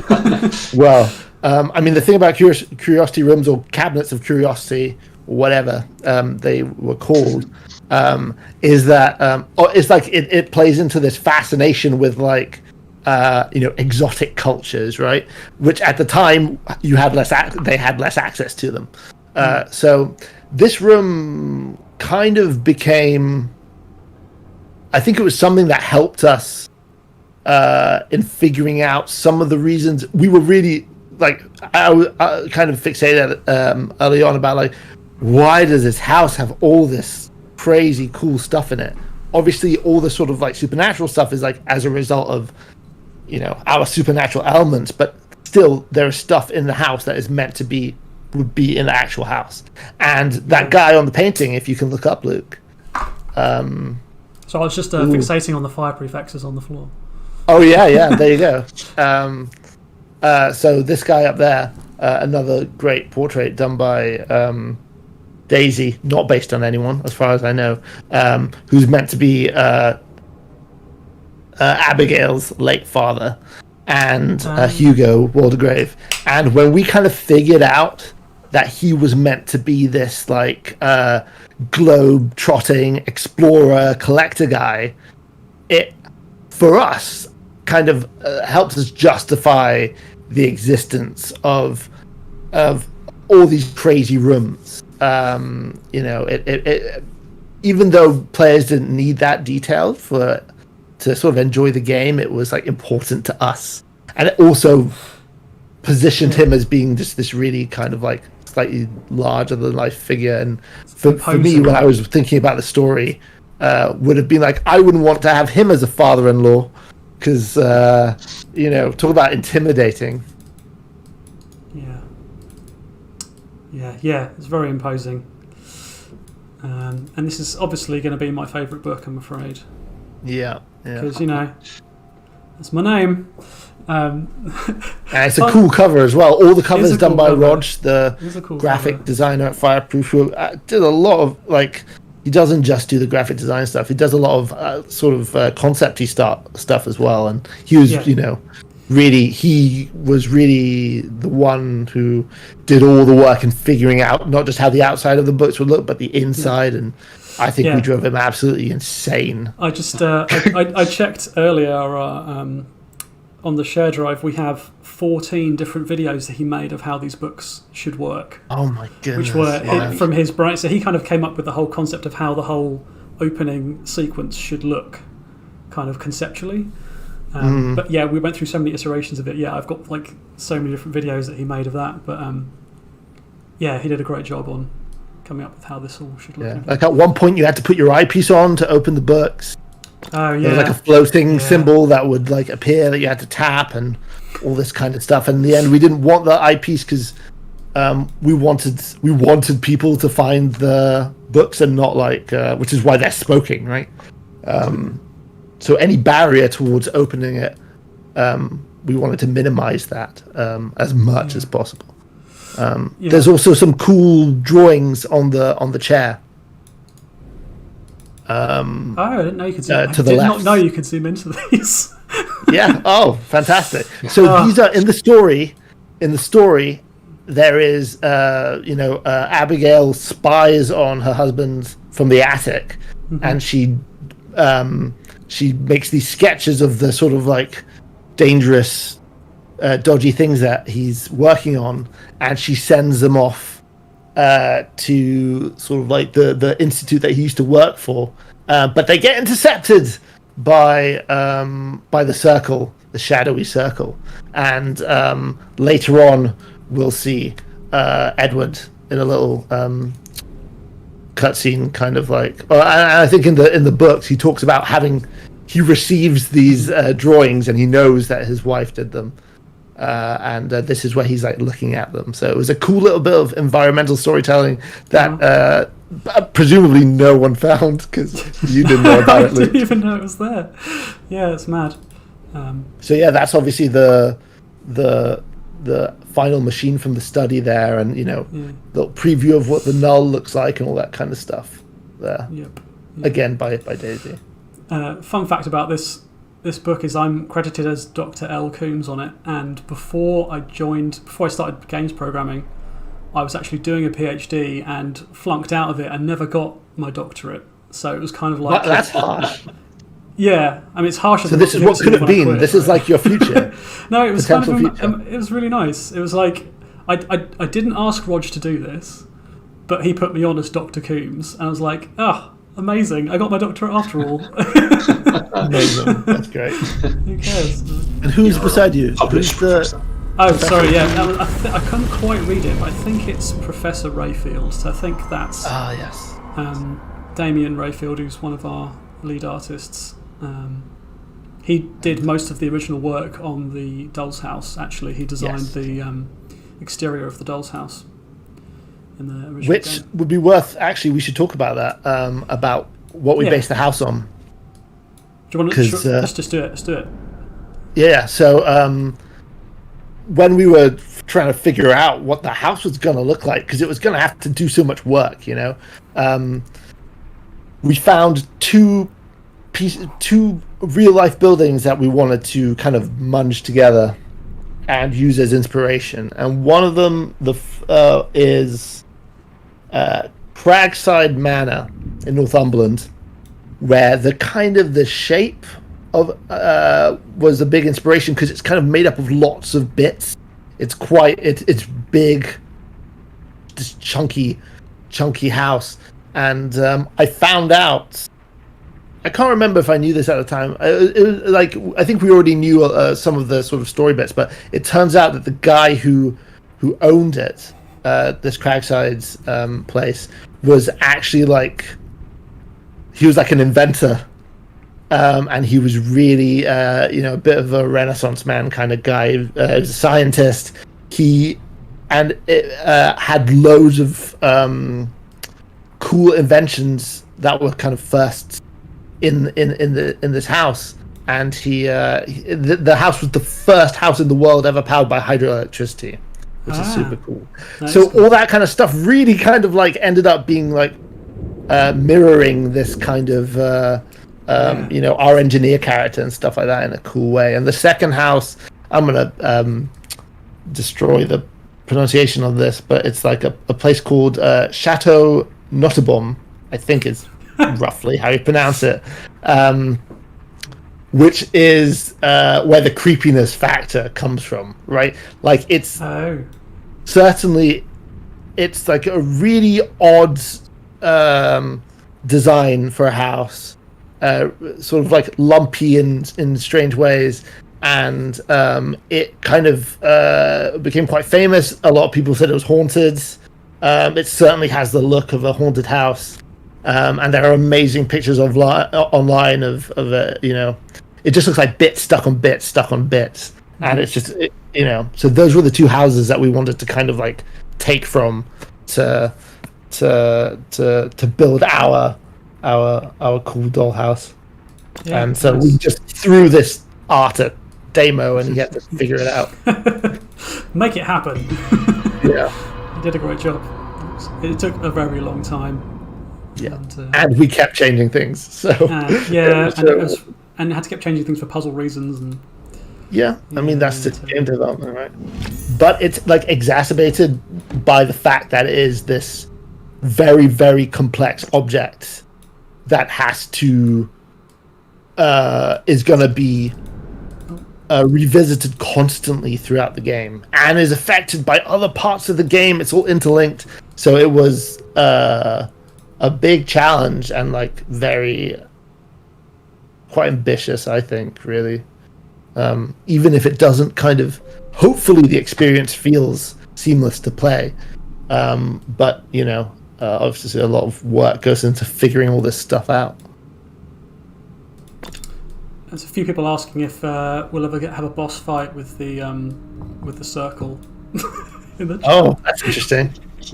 I do not know what a boss fight in the room.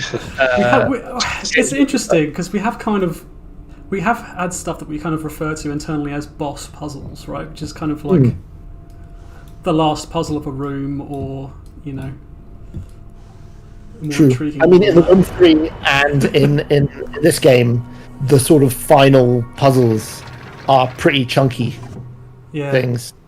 They're not normally single puzzles. They're normally like a few puzzles. Yeah, it's sort of built up to sort of crescendo kind of thing. Has the atmosphere of a boss, but without the rocket jumping. Yeah, exactly. No circle strafing. So these hologram sort of These sliding are really cool. puzzles. Each of them are kind of based on locations from the Room 2. Yeah. So the first one is the first one's the loosest interpretation, but it's kind of inspired by the building that the lab is in. This one is kind of the temple, and then the next one is the pirate ship. It's like a really, really loose reference, but it was fun to just tie it in that way. Yeah. Our graphics guy made these look really cool in this version as well. This is looking amazing. They're kind of like crystally kind of. Yeah. Gem. I love the way the light sort of moves through. Yeah, it's all the kind of stuff you can't do on mobile graphics hardware, really. You can get away with on PC. Was it Dave? Dave, our graphics wizard.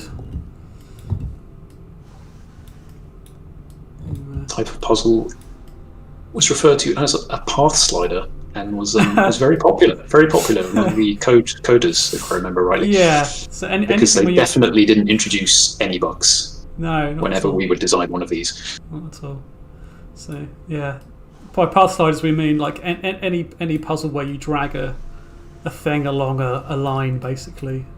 But for this one, basically Tom and Jeremy decided that they wanted these to do all sorts of mad things, like you can move this and have different bits connect to other different bits, and such a headache. It was a running joke for a while how many we had in the game, so someone for Secret Santa got me a I Love Path Sliders mug for Christmas. Don't know who it could have possibly been. I'm staying completely silent on that issue. Nothing, no information to I miss it. It's still in the office since pre-COVID times. I didn't grab it on my way out.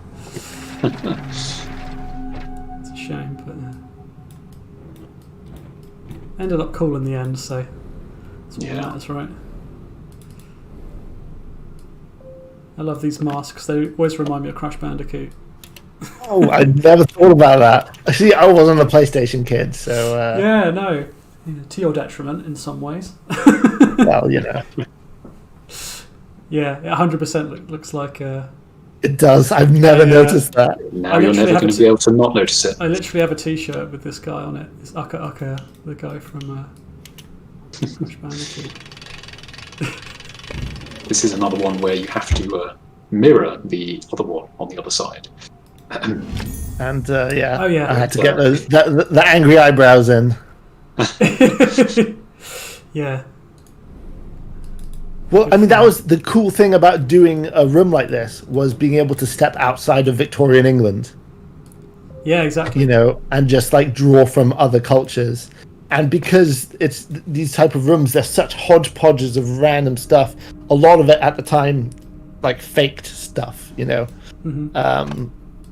It was just like prime fodder for this type of game. So, like going back to path sliders, this puzzle really pushed what you could do with a path slider, especially on a phone, and how, you know, because when we're making these things, we're making them on the PC. They're made in Unity, the Unity engine, and they have to work on iPad, of course, but they also have to work on phones, and phones have, you know, some have very small screens, and this was definitely like at the edge of what's like acceptable to have, especially because it also has the eyepiece surround, it cuts which down the screen means you space. can't, which cuts down screen space, so it makes it even less room for you know, fingers to move around on. Yeah, that ship was obviously from the room too as well. Yeah. That ship gets a few nods in this game. Everyone loves a ship. Yeah, man.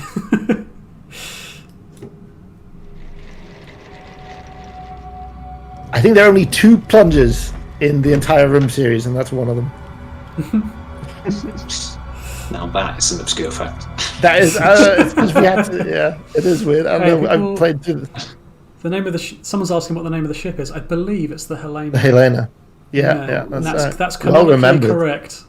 I've played It through is. Room 2 recently as well, and it's on the audio later on, right? Yes, In it the is. audio. So this was a fun one that I implemented, the laser puzzle.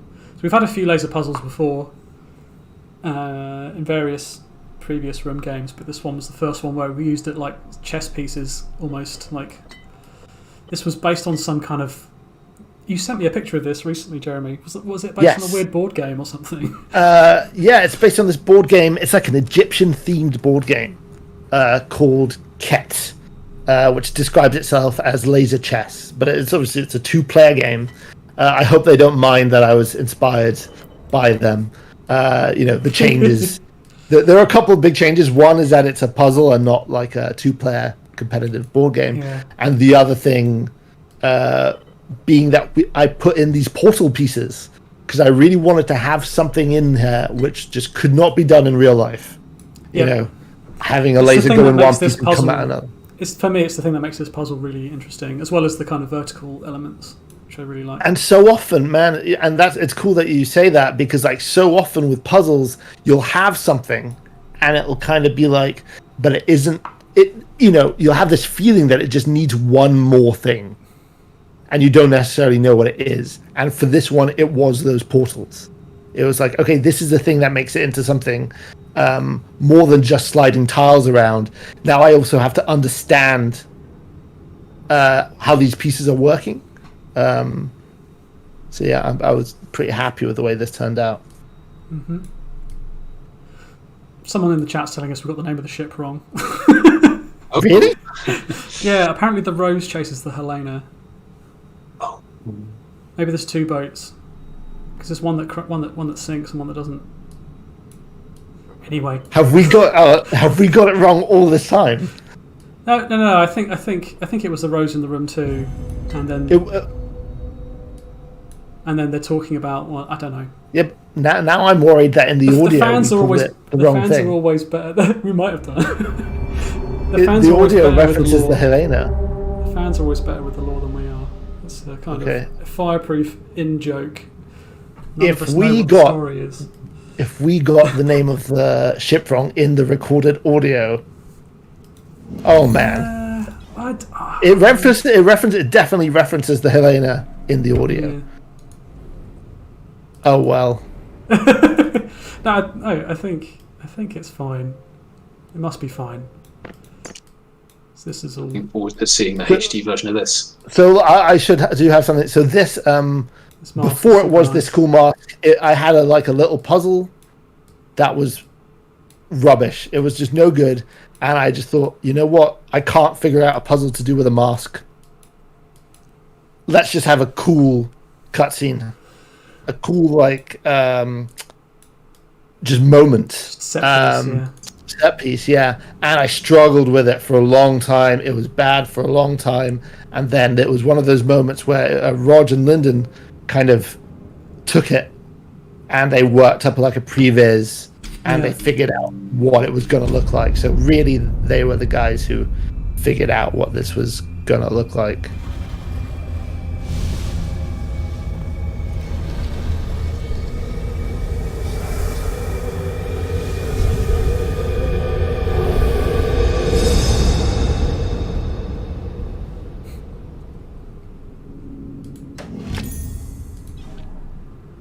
Ooh, that was great.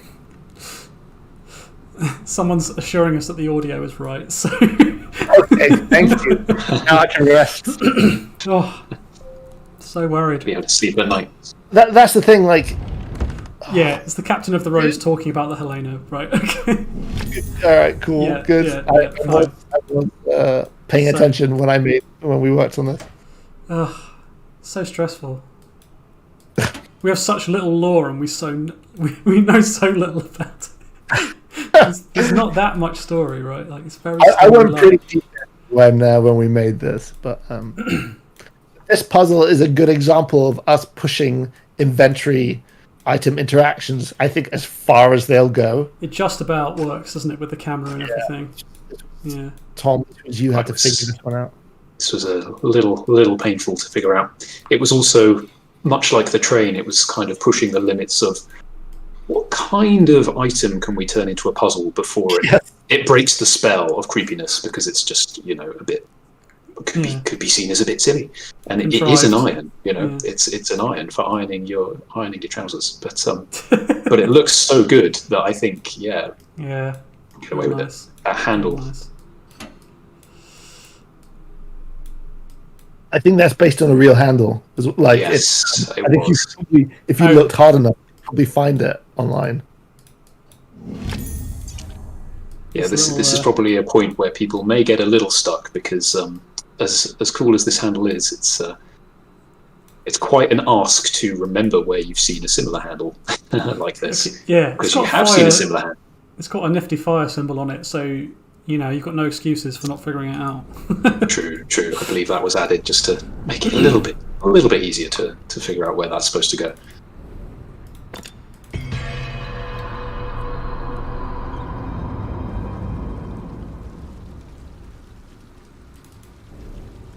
Generally, we actually just don't want people to get stuck, right?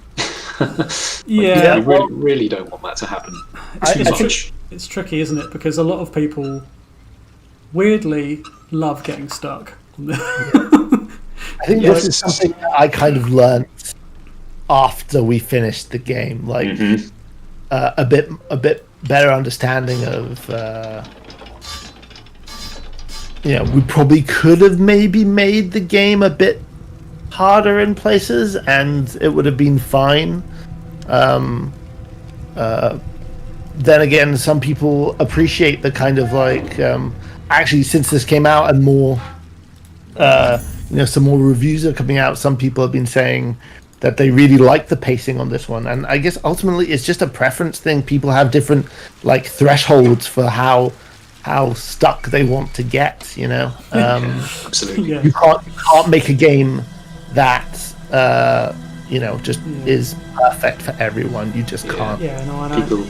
People who came up on the old LucasArts adventures might want to have a really tough challenge would relish getting stuck for a week, but I don't think either of us are that keen on the super difficult adventure games, right? So I find my patience is not perhaps as long as some people's when it comes to not knowing where to go next. So kind of try to design it to be a little bit easier.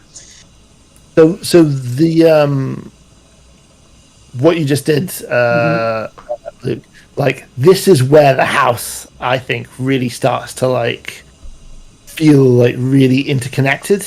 Big time. Also, it's kind of like the thing, like I was saying before, like coming up with puzzles for a kitchen is like no easy task. But once Tom came up with this idea of rerouting water around the house and creating steam and stuff like that, the kitchen very much like earned its place in the house, right? It becomes like this kind of heart room, circulatory system kind of deal. And I love that if you back out now, you can like follow the pipe totally on the outside of the house. So you can see. So we got some smoke, some steam rather, coming out of the pipes around the side to sort of show you. I always really hoped that people would do that they would look and they would trace it came out the left side of the house, then go back out that house, then follow. Where does this go? Oh, it goes into this side. Does it come out anywhere else? No. Okay, it must be here. This came out of us really just not wanting to waste the Dollhouse structure in this game, right? Like, because it could easily kind of have ended up being almost like a level select, where you kind of just go into a room, and then you solve the room, and then you go into another room. And it's like we were really keen that the outside of the house should be meaningful and should be like meaningfully connected to the inside of the house in all sorts of different ways as much as possible to avoid it becoming this level select screen effectively. Lots of people in the chat saying they traced the pipes, so Yeah. mission accomplished. It works. Because that's the thing, when you're designing these things, you're kind of You don't know. yeah, you create like a sequence, like a thought process in your head that you hope people will follow, but it's always going to be a guess, at least until you watch other people play it. But testing this game, play testing it, was really difficult because, like in the previous room games, you could do a room and give it to someone and then watch them play it. But because this game, all the rooms are like interconnected and affect each other, and they were all, you know, at different stages of production throughout the whole course of making the game, we just couldn't do that. We pretty much, the first time we press tested the game, apart from like individual puzzles, was when we had finished the whole game almost. And by that time, there was not that much time left to go and really make any big changes. So, yeah. Testing is a very terrifying time for designers in any development process, because it's when your best laid plans turn out to be too confusing or too difficult, or not confusing enough or not difficult enough. So Tom, this was your baby for a long time. Steam puzzles. Yeah, this one was tricky. So once we'd come up with the idea that our protagonist character, Mr. Lockwood, would be an engineer, and also the idea of kind of connecting rooms in the house with steam or water, all signs were pointing towards steam-based puzzles of some kind, which was cool because, correct me if I'm wrong, I don't think there's anything along those lines in any of the previous games at any point, is there? So I don't think anybody was stupid enough to take this on. Yes, really for good reason. So it's the idea of coming up with a puzzle which is kind of a fun toy, first of all, as all of them have to be, really, but also has this kind of sense of you're playing with a physical object which is steam powered, and it works on pressure, and you can kind of intuitively figure out how that is working just by kind of playing it around with it. Yeah. And then there's a kind of satisfying process of kind of mastering this little mechanism just by fiddling around and getting it to do what you want it to do. Yeah, it's cool. I enjoyed making this little steam window here as well. I made the shader for that. It was a fun afternoon. Just like a tiny little... Really convincing. And that's a really important part of the messaging, because for a while I remember we didn't have that. And without that, it's very hard to tell what's going on. Like it's it has to be there, and it has to be kind of exaggerated. Yeah. I remember this little guy. So this is a fun... What's it called, Tom? This has all of the vowels. It's aeolopile. Aeolopile.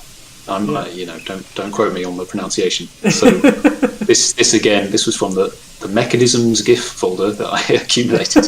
This is a cool little mechanism. There's some really satisfying little videos of these things spinning around on the internet, and it has an interesting history as well, because this is assuming I've got my research right here, it's believed to be the first recorded example of any kind of steam turbine engine. Oh wow, really? Like back in, basically, or let's say roughly 2,000 years ago. Really, that long ago? Yes, which is kind of hard to believe, right? I did take so what's just this specific bit in the middle that sort of... It was, so it's this orb which has these kind of pipes sticking out from the side. Right. I'm just and using this that was propulsion, so if I turn it on, that so sort of propulsion... That will spin it, Right. And it was first described by Heron of Alexandria. Wow. And nobody knows, that the interesting thing is nobody knows if anyone at the time kind of had the idea that this could actually be any way useful, or if it was just like a novelty, like a desk toy, effectively.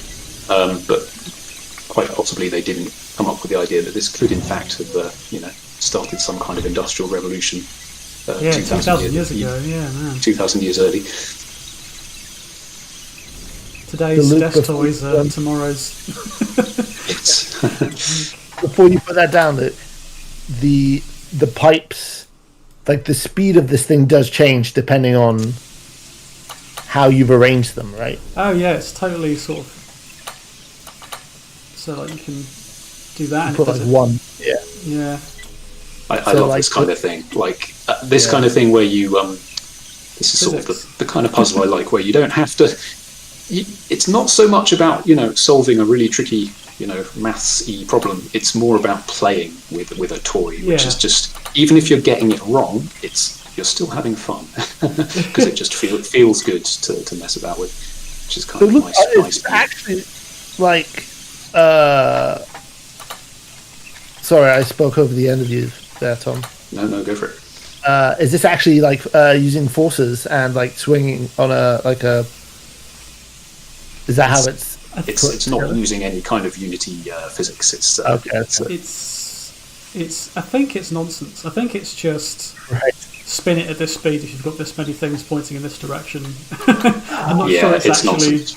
It's a bit fudged because it's very fudged, and it kind of has to be, because if players kind of turn two of the pipes in the right direction but leave the third one, we want it to be we want a very clear visual difference between that and the proper solved state. Otherwise, it could get confusing. Yeah, so this still goes like really slow.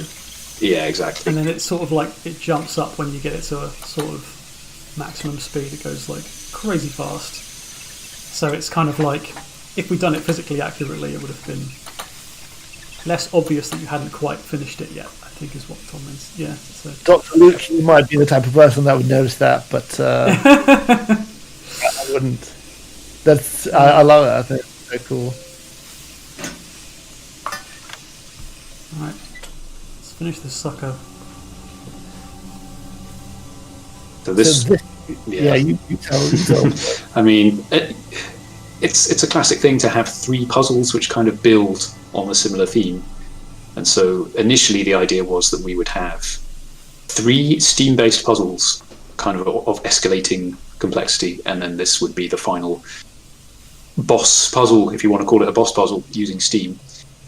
But much like the Anubis mask earlier, it just turned out to be too tricky, really. Like that second Steam puzzle which you've just solved was kind of at the limit of fiddliness, really. So at one point we did have a big elaborate piston on this table, which was modelled after an early kind of steam engine mechanism. The idea being that you would play around with this, and then gradually you would figure out intuitively how this mechanism works, and then you'd make it go. And we got as far as implementing that. I spent ages, and it just wasn't fun in the end. So instead, we decided to go for a climactic moment instead with this machine, which is much more about the spectacle. Yeah. The idea it's like it's sort of expanding this mechanism in the middle. Yeah, there's a very kind of slightly questionable reason why you can't just grab in and take that thing before this thing, but it makes for an awesome visual. This giant steam engine thingy, and again you can reverse it, which is like a Tom trademark. Just turn it off and leave. I don't want to deal with this thing again. The last time I picked up one of those things, it was very scary. So yeah, everyone pay attention to the sweet corruption effects. Okay. I worked really hard on them. Got my eyes peeled.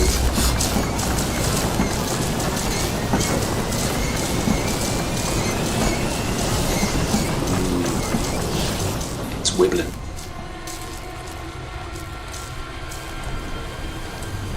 Sweet HD ooze. Yeah. It's just so satisfying. because you've kind of just spent a lot of time kind of getting all this stuff working, and then it's like, that's great, Ooze, Luke.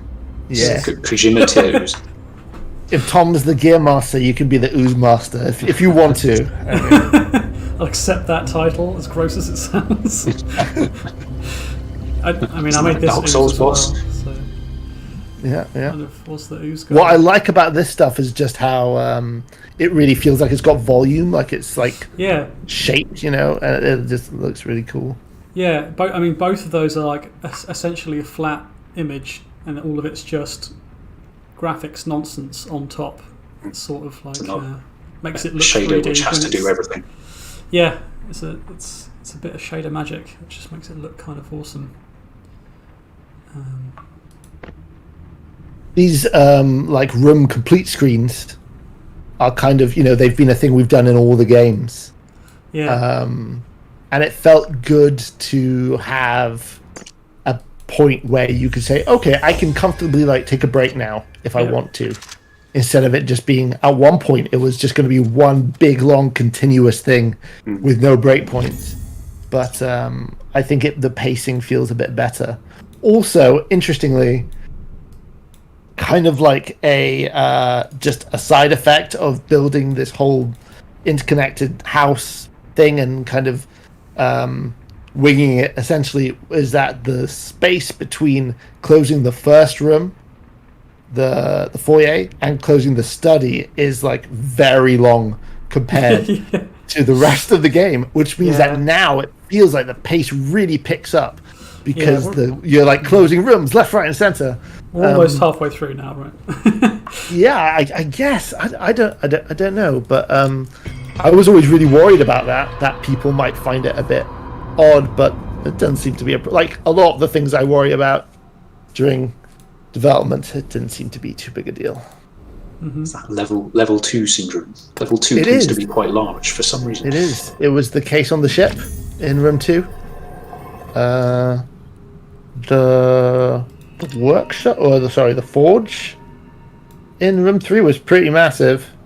Was that the second level? Oh, I can't remember. And the second box on room 1 was quite a big one. You guys want to talk about this puzzle? No. All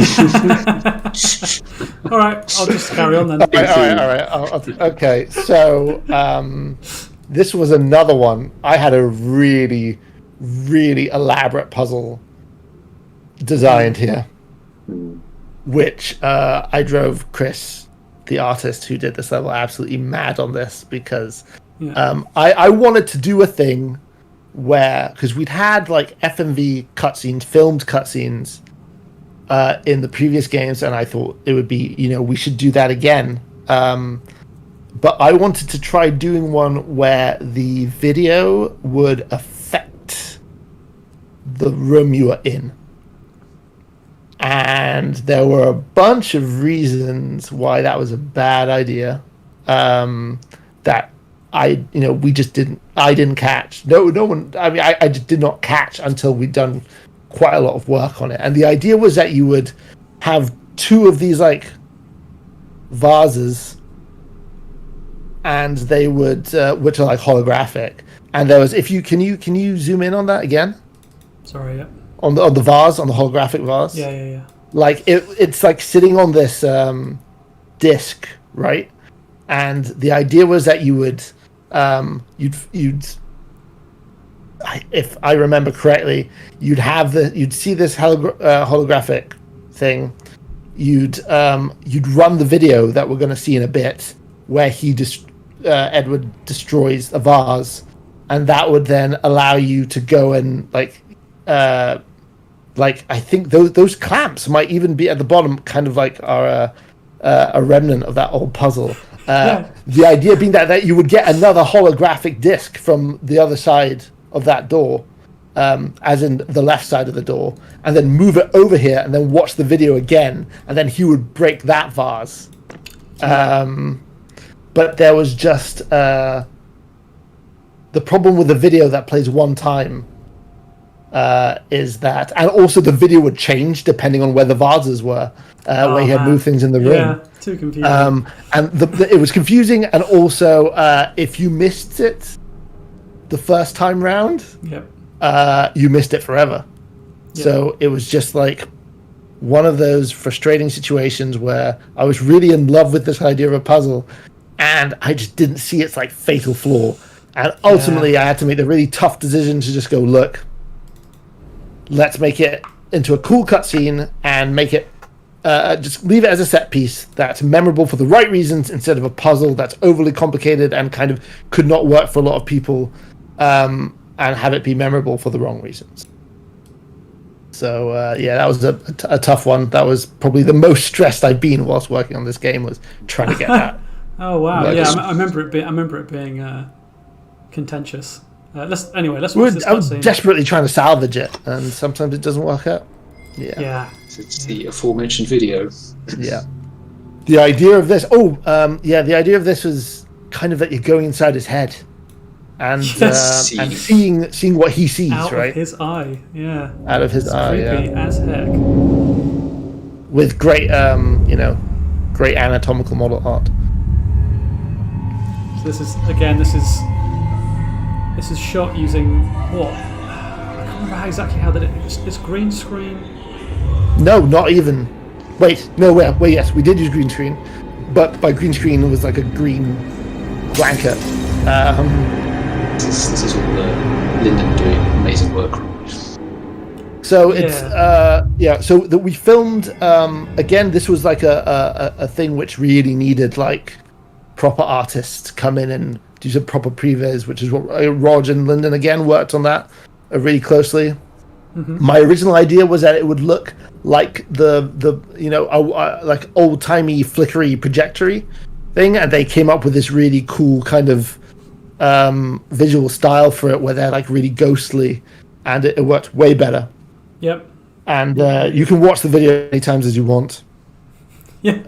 But yeah, it's Chris and Daisy having a blowout, and it's like a key part of the story where she kind of realizes that he's he's too far gone, and it felt cool to have like a proper like dramatic moment that we could try and do, and it was a bit nerve-wracking because like narrative drama is not a thing we often take on, but really it was the treatment, the like post-production, if you will, of that video, and the great audio, who I believe was I mentioned Adele Cutting before. It was her and her husband did the sort of like muffled voices that you can hear. Oh really? The voice acting, right? Yeah. Yeah. So you can't really understand what they're saying. I think I wrote a little script for it, but we were very clear that we didn't want any of it to be understandable. We just needed something for them to be able to shout at each other. The sort of vibe of it was just like, yeah, cool. But I think it's even though it had that sort of like traumatic birth out of that puzzle that didn't work out. It's a great little cutscene, and no one except now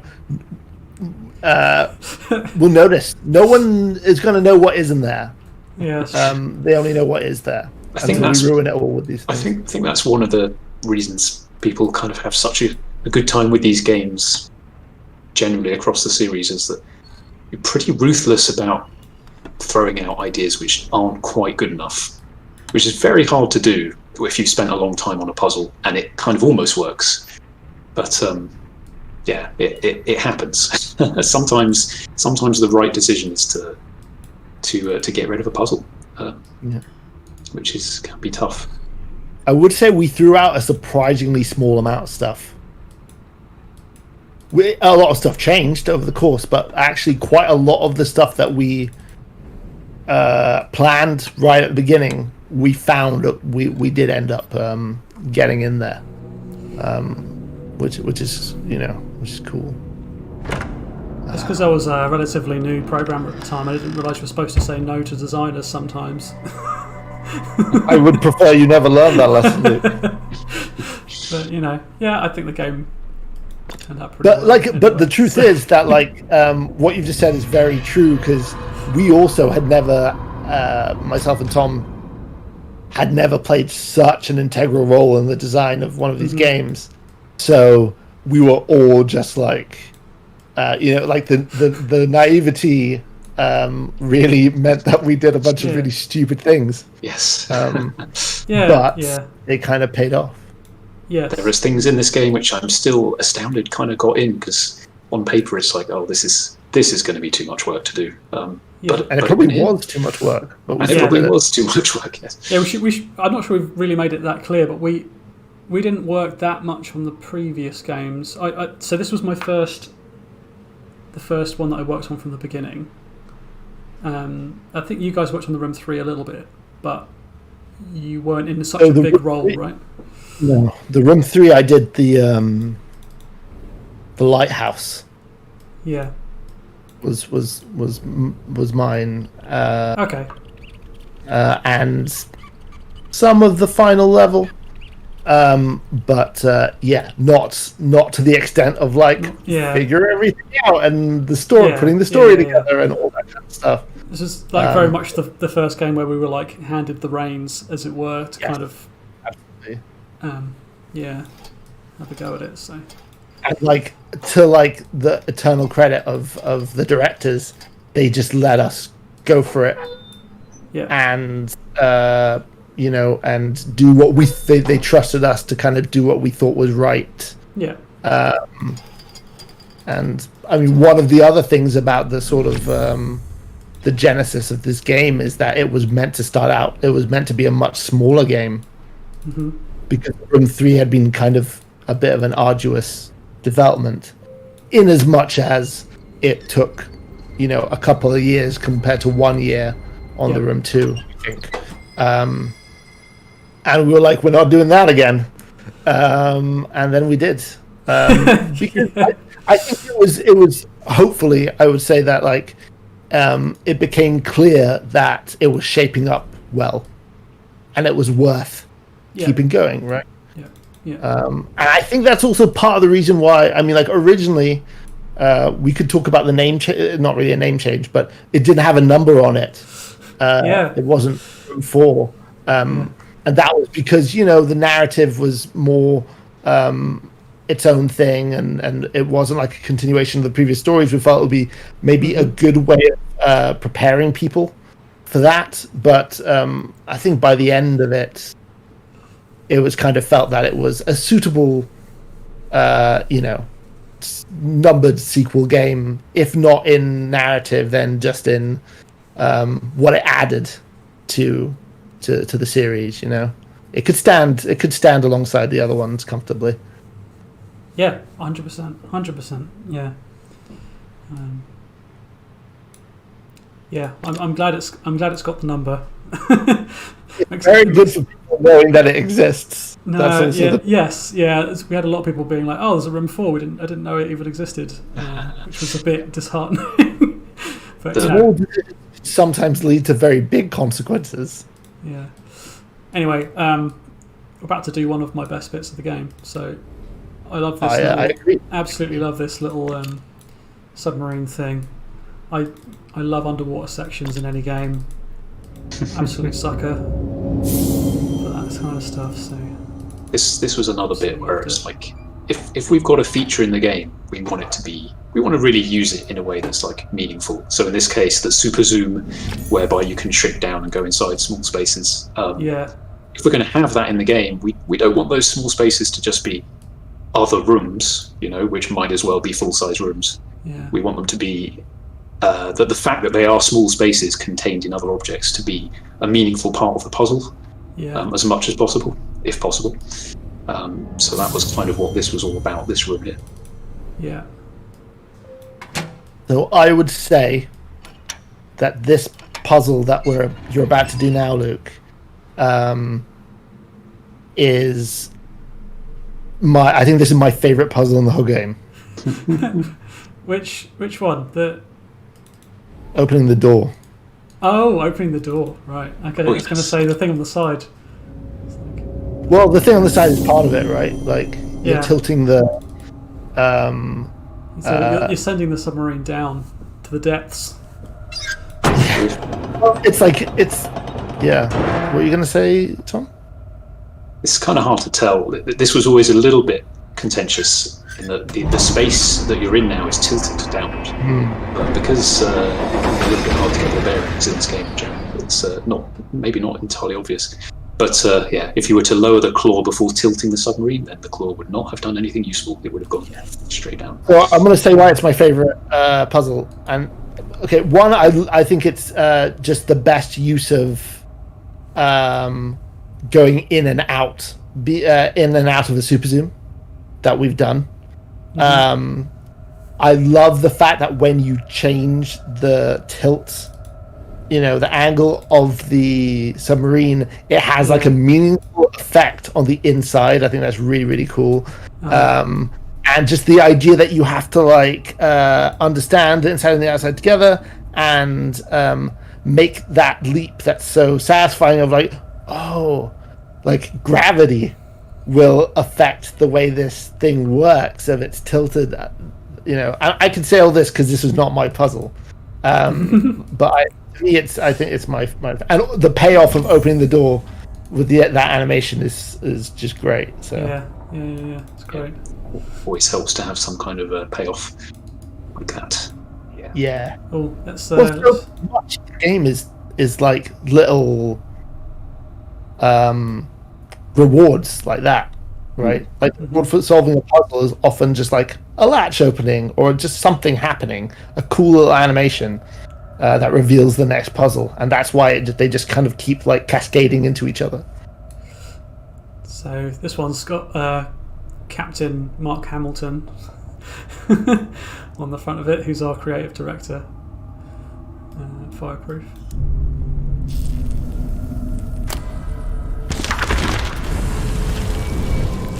Now, technically, this is a tiny, tiny book. Yeah, it was raised. Can we have a book inside a super zoom? Thing? Yes, we can. Got to keep people guessing. Yeah. Found I dug up some of the first sketches for the submarine, and it was very much a bit like the train. It was like, I hope this isn't too much like a toy, because my sketches were not good, and they looked a bit like the Beatles' Yellow Submarine. It was quite cute. So, but obviously the art team came in and made it look amazing. So here's one more before you get onto this. One more interesting thing about that strongbox, that safe on the table, Luke. This is also a remnant of the Japanese box. Oh, so it is. That was, part of that when we were looking into episodic things. And the reason it doesn't look very Japanese, obviously, but the original concept for this box, I still kind of love the idea, was that you played as a kind of like a Japanese fisherman who dredged up a strongbox from the bottom of the ocean. I've found really cool reference of Japanese strongboxes, which is kind of where this started out. And the idea was that the first thing you would have to do, so you would be on a boat out in the ocean, which would be an amazing place to have a room sort of puzzle thing set. But the idea, the first thing you'd have to do is break open that box. And then inside would be something that we get to see later on in this game. Mm-hmm. Cool.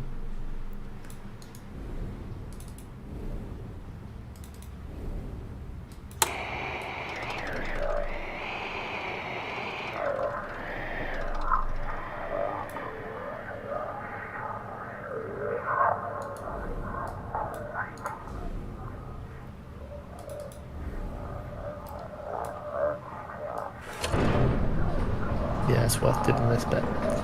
You know the shortcuts, the right order. Oh man, I've played it so many times. So yeah, this dumbwaiter was one of the first puzzles we prototyped for this game. I don't know if you remember that, Jeremy. No, I didn't. I do not remember that. So when we were first coming up with the concept of how this would work, we wanted the idea of puzzles that worked across different scenes, across different levels, which was not a thing we'd ever really done before. Yeah. So as part of the prototype, when I was doing all of those load time testing things that I was explaining earlier, we also tested this as a system, which was the most complicated cross-scene puzzle that we had, which is where we set off an animation in one scene and carry it on in another scene, or match the state of two different objects and that kind of thing across the scenes. So it's actually one of the first things we came up with, and I was talking to one of the other programmers about it. I was talking to Sai about it earlier, and he was like, "Yeah, this was even after we shipped it, we had bugs with this thing because it was so complicated to implement." I've never encountered, but it's something so that difficult to make. Players, it just looks completely trivial, right? Yeah, totally. Because that's the magic trick. You just make it totally seamless, and it just looks like exactly the same thing. But it was, it was fun to implement. This is one of those things where you just really don't want players to like half open it, half unlock it, and then send it down to the other room. It's there's so much we had to do. Which you have to cater for.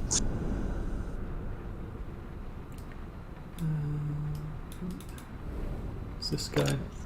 This is one of my best bits next.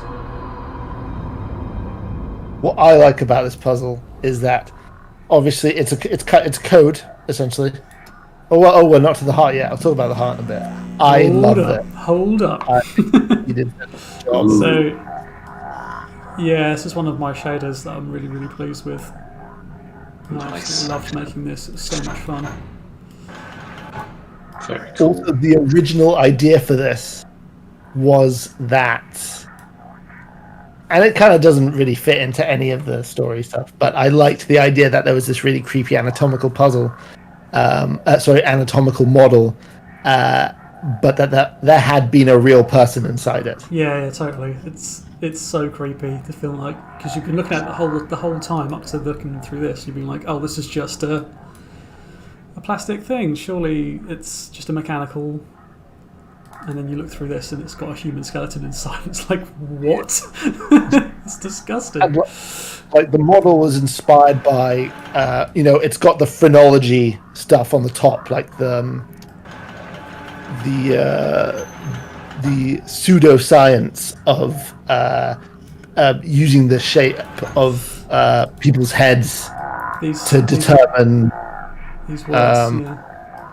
So which is all obviously complete nonsense. But I had found images of these things online, and I thought we could do something with that. Maybe we could do a bit more with it. So I managed to. I have a really strong, I have strong opinions about like codes in puzzle games, which is that the code is only as codes can feel like quite trite, but if it doesn't, if the way that you decipher the code is awesome and interesting, then it doesn't feel so much as a code necessarily. It feels like an interesting thing that you've solved. So like the fact that you have to go and search for these symbols, makes it totally. And also the input method, right, with the dials makes it a bit interesting as well. It looks kind of obscure. It's not the same as it's this. I mean, essentially it's the same as putting in a 3-digit number, but you've dressed it up a little bit. Exactly, and that's what takes it hopefully to the next level. You're still just figuring out 3 symbols or whatever to input into this device, but like you said, it's dressed up in a way that makes it more interesting. What I was going to say before, and I realized it was a bit too early, is that what I like about this heart puzzle is that if you know your biology, you don't need to find this. Oh yeah, if you've got your A level in biology, it's set. You don't need to look at the poster on the wall. I did not know that. Nice. Yeah. But it's a cool puzzle. Again, it was like just really trying hard to make everything thematic in some way.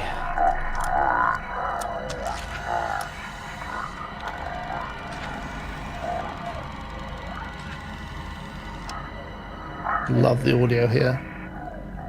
And the face splitting down the middle is as if this thing wasn't creepy enough, right? It's a bit Predator. We're kind of hitting the limits of our creepiness here. Like, this is about as creepy as anything is allowed to be in these games. So we should talk a bit about these messages. Shall we play one and then I'll talk about it?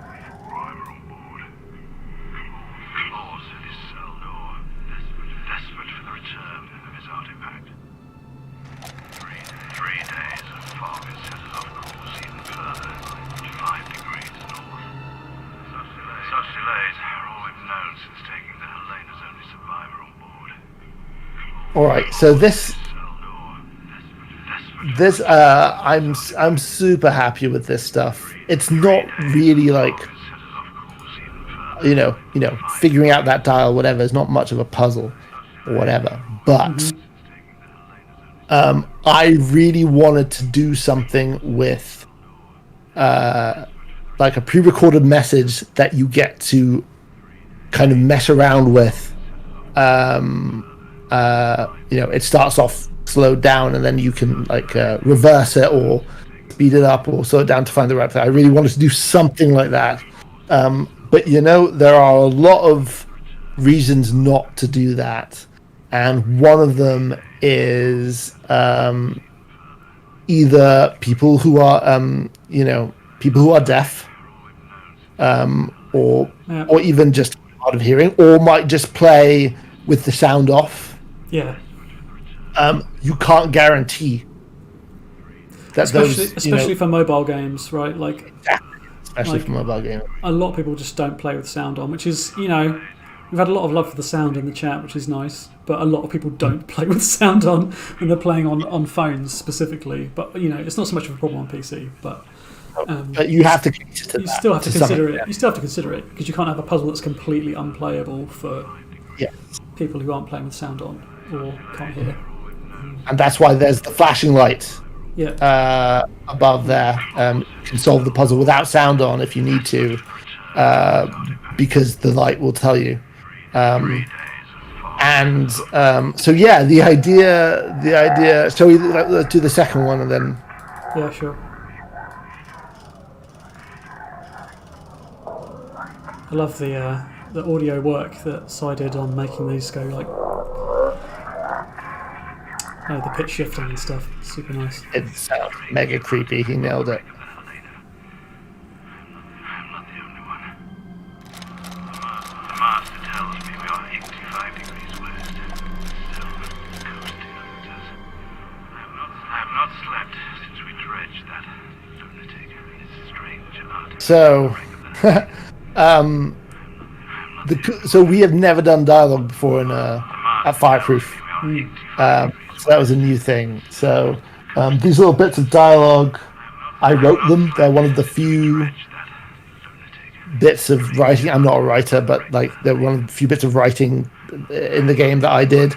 And I got to go to London again with Adele Cutting and go into the studio with the voice actor who did these, a guy called David Morley Hale.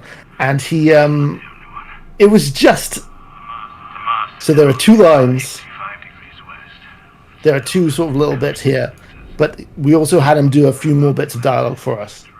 And it was really good fun. Like I'd never done anything like that before, so it was a great experience. And it was funny because like, if you just think about having to explain this puzzle to someone, like it doesn't, first of all, he'd never heard of the room, right? He didn't know anything about the room. Yeah. He didn't know, and then at the best of times, the puzzle is in a really weird context, coming out of the mouth of the speaker of like some weird anatomical model, and it's like these weird echoes of a ship's captain's thoughts So it's like way too like deep cut to explain any of that stuff. So it was just fun trying to figure out, do a little bit of backstory and try to help this actor understand what on earth I wanted.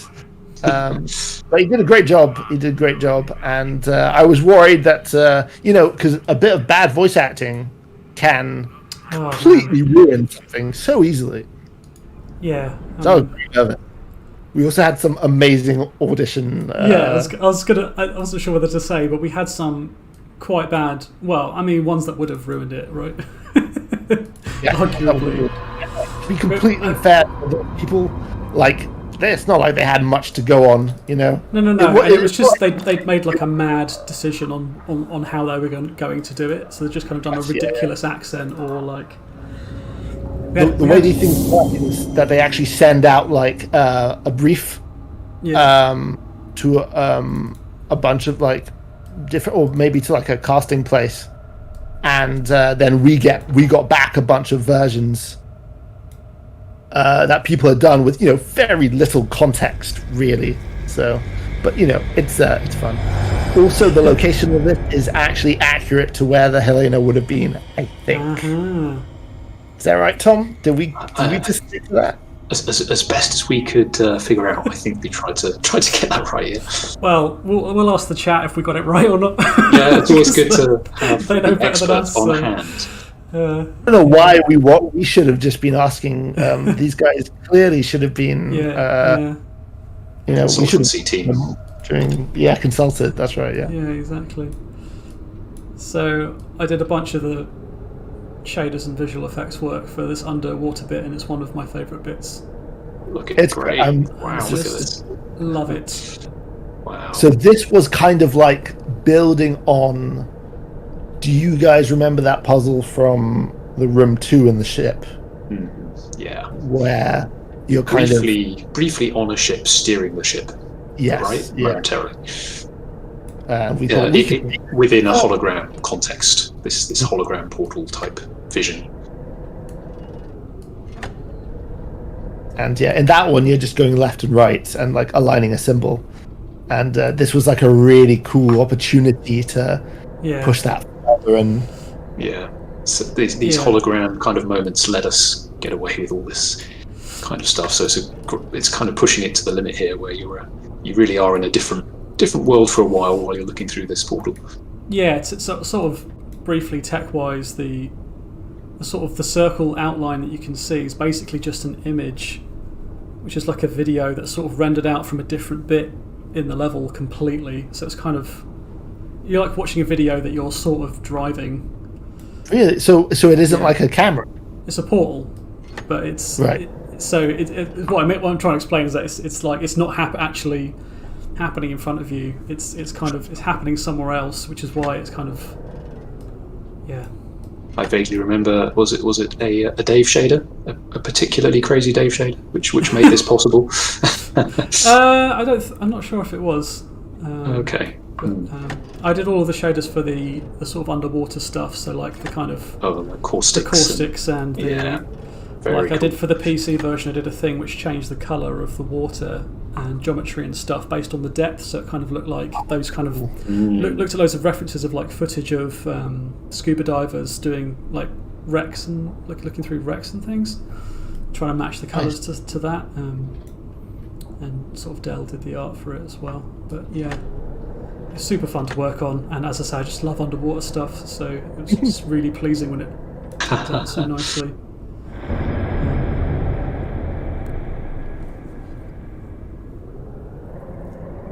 The shipwreck gets criminally little screen time, but quick, is that the Rose or the Helena?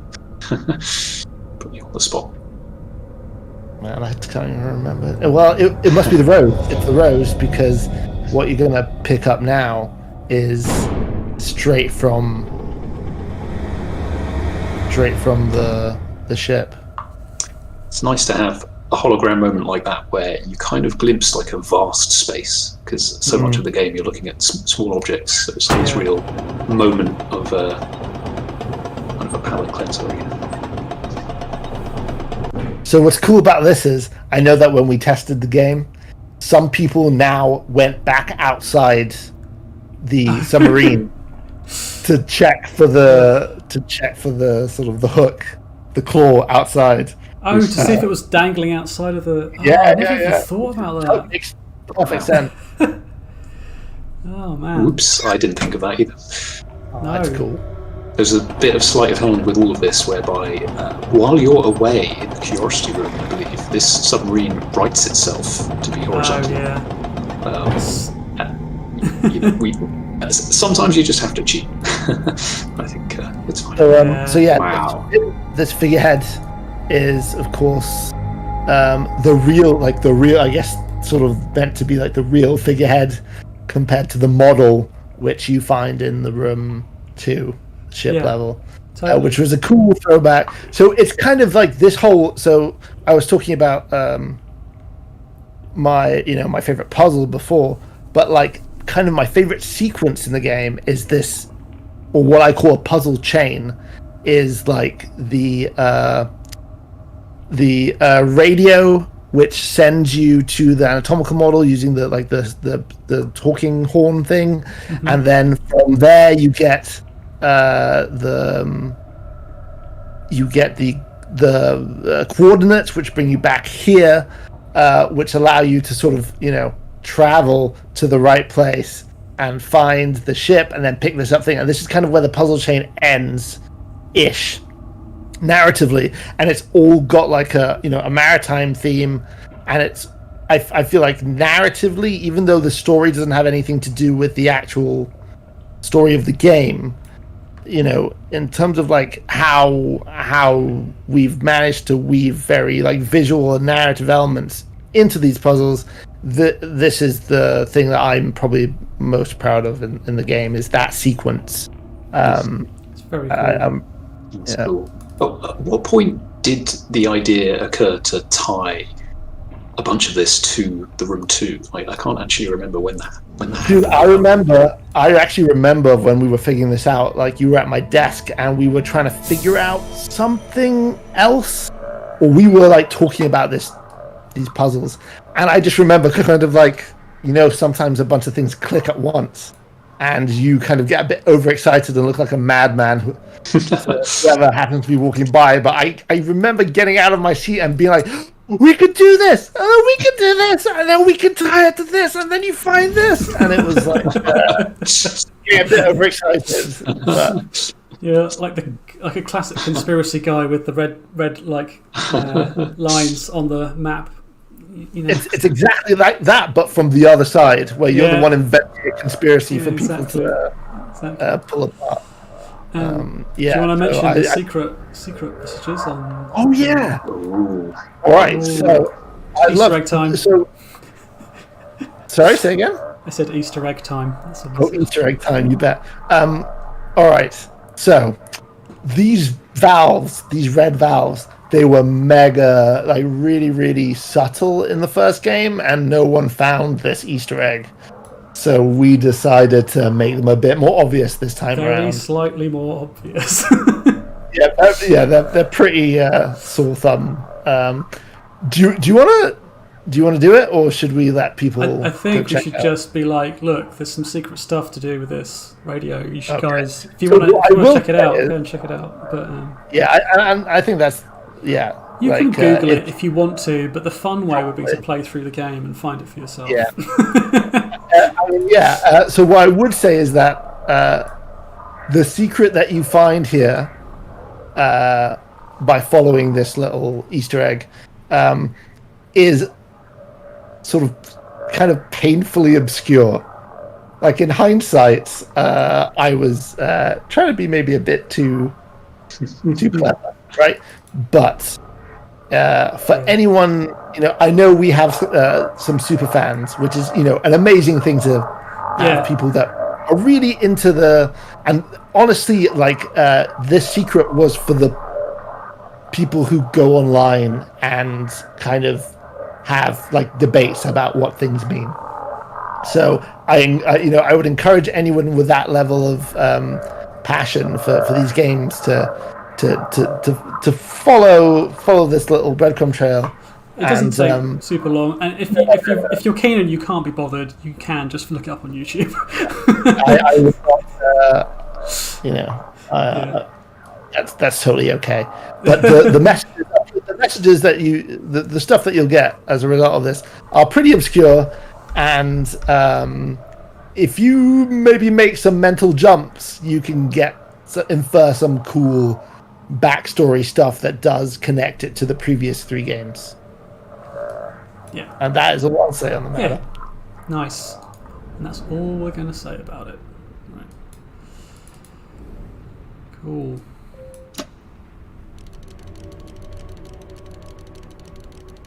This thing that's going to happen here was one of those things where I was like, I think we had this idea of it was another way to kind of interconnect the house, and I really, at one point, I wanted to do a thing where you got an item at the beginning of the game and then you like used it at the end of the game.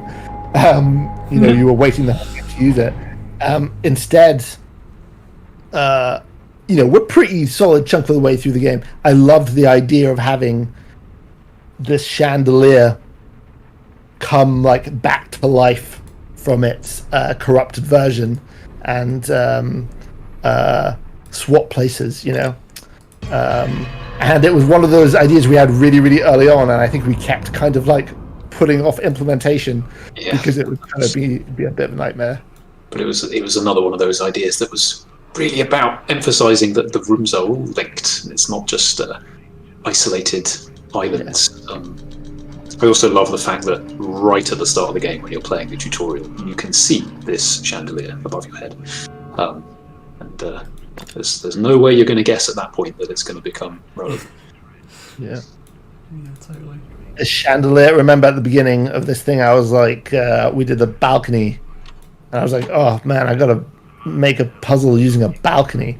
That is the same thing. He was like, we knew we were going to do something with the chandelier, but we did not have an actual puzzle attached to it. And it was another thing I was putting off for a long time because I knew it was going to be really hard to just like cram a puzzle into a chandelier. But,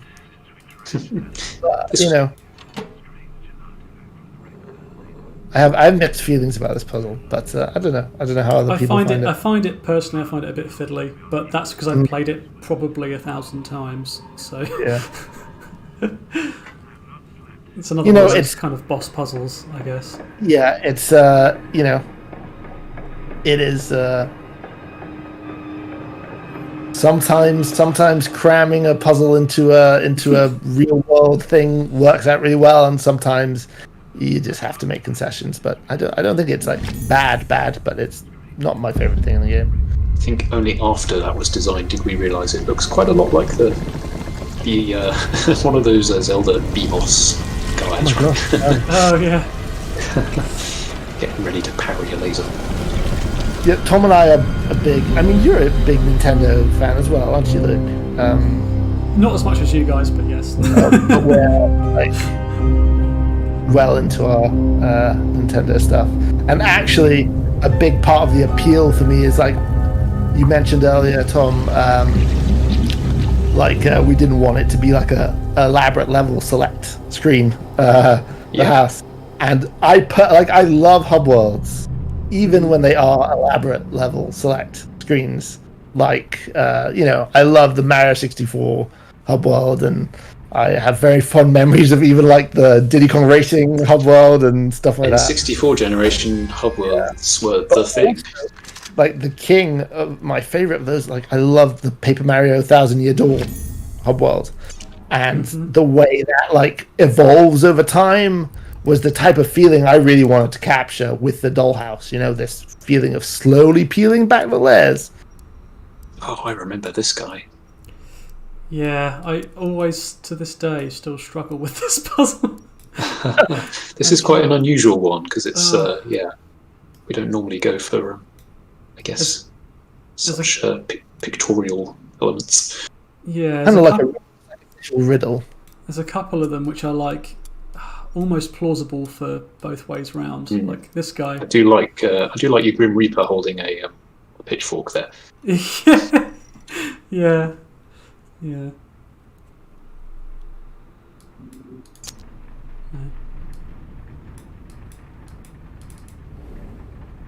I like it. I like that. Again, it was like that. How do I make a puzzle? Well, it was you, Tom. How do you make a puzzle out of a gazebo roof? Yeah, because there's no space on that thing to hide like a mechanism, right? So it had to be something a little bit more. So actually, before you do anything, and what you just said, Tom, is very true. But I think that's one of those situations where it did not need to be a puzzle. It could have just been an item that you find, and then you get to place it down, right? Like that would have worked. But it was an example of just us just trying really, really hard to make everything you pick up as interesting as possible. And before you go in there, Luke, you should. One of my favorite things about this is that you can see two versions of the garden at once. Yeah, totally. Yeah. I'd forgotten that. I'm glad you remembered that. That's really cool. Yeah, you see a higher fidelity version of it through the like the kind of realistic version through the portal. It's like the garden ended up being for whoever happens to notice it, the thing that really it like shows off the concept really nicely, reinforces this idea of you're looking into like a different version. Yeah, because all the other ones you don't get to see that. You just don't as a result of they're fully enclosed rooms.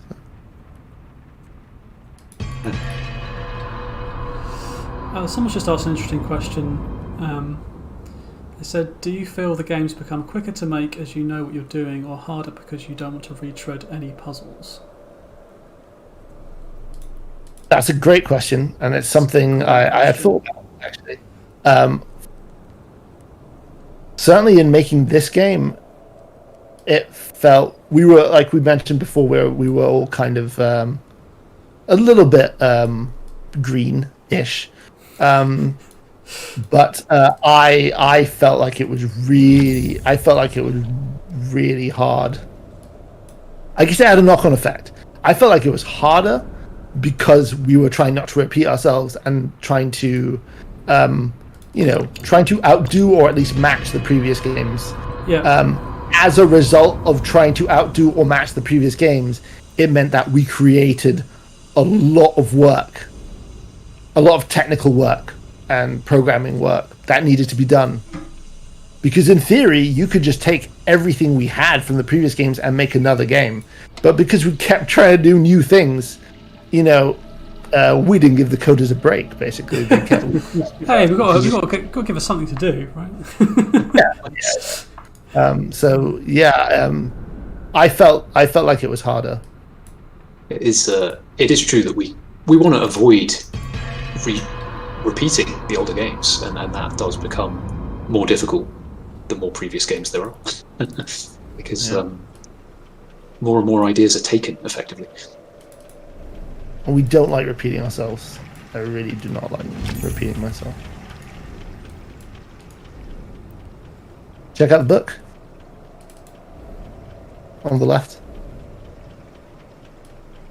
Who we got? Yeah, so that's Daisy. Daisy, who did all of the paintings that we talked about earlier, and who's does the acting, the brilliant acting as well.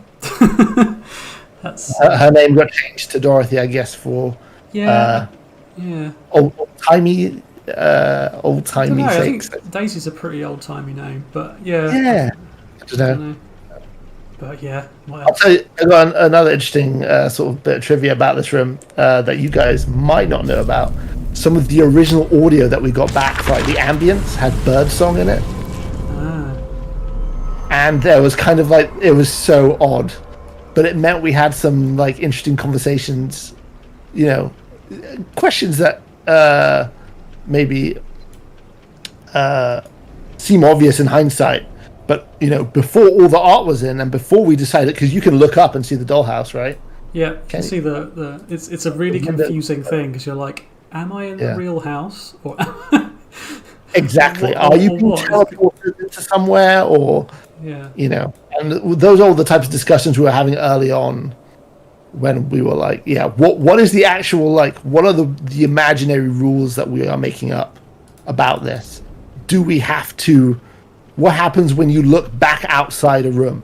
You know, because in all the rooms, not all of them, but quite a lot of them, you can swing around and look back out the missing wall. So it's like, well, do we just put like a wall in there, or do we just leave a wall empty and then you can see the house? If we, you know, all that kind of stuff is cool, just imaginary stuff to figure out. Mm-hmm. I think this solution is the coolest, really, because you get this dizzying sense of scale when you look out into the real world. It's looming there in the background. I think there was a little bit of a, whenever it comes to like shrinking down, there's always like a little bit of a worry of like, is this going to be like The Borrowers or something?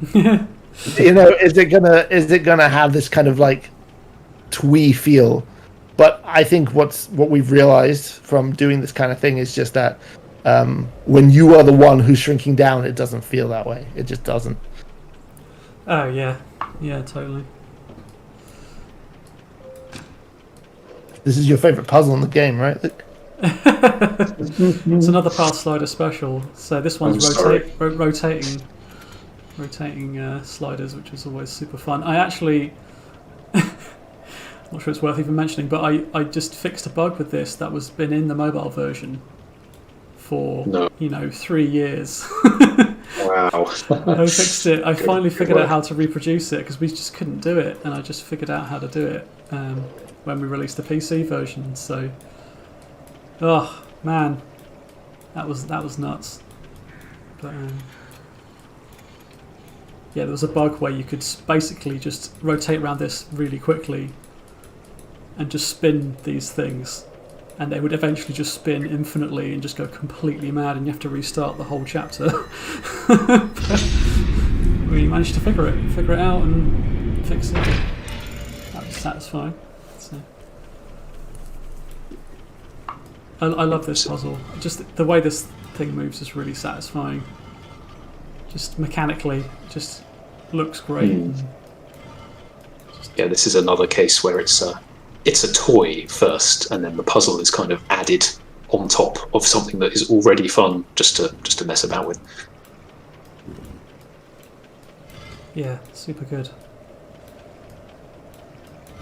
How many thousands of years old is this, Tom?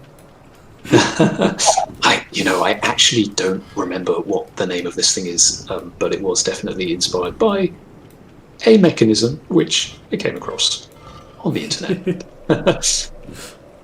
I mean, look, this is the truth of citation needed. Yeah, ideas. The fact is that the most interesting things a large amount of the time already exist in some form that we could like pull out of nowhere, right?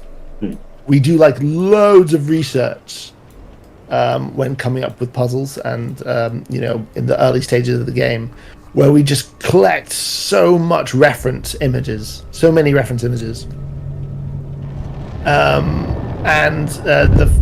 then we take inspiration from all this stuff, from all the stuff that we find. Like that, these games are dense, and it would just be impossible to invent all this stuff from scratch. But we have this wonderful kind of resource of the internet, where we can go and learn lots of things and take and repurpose stuff that lots of people don't even know exist. Yeah, totally. The internet's just informed me that I think that was inspired by a thing called a mutating disk flow meter, which does not sound like it should be a word, but there you go. Okay. It's chosen because it's just very satisfying and mesmerising to look at. So good. This was another thing where we had the idea of like, what if a wall flipped over and then you could go in and Yeah, this was on the sketchboard super early on in the project. The idea that you could Yeah. flip a wall down and then the outside of the wall becomes the inside of the wall on a different room, and it was one of those things that was at risk of being cut. I remember, if I remember rightly, because it was just really tricky to do it in a way that made sense. It was an art thing, I think, as well, with having very different glad that geometry move around. Well, but it took me, okay, so sorry to interrupt. Again, I think this is the thing that only matters to me, but visually, this thing is based on an hourglass, like a sand timer. Oh yeah, it looks like it. So for me personally, it meant that the idea that you were flipping a sand timer over just gave me something to kind of like hook it onto. And I'm sure most people don't kind of like, see that, and that is totally fine. But for some reason, I need that kind of like way of like making it less abstract to be sort of like happy with it. Hey, it's aesthetically pleasing, so It is. It's a really Demo did this, and it's really pretty. Goodbye, kitchen.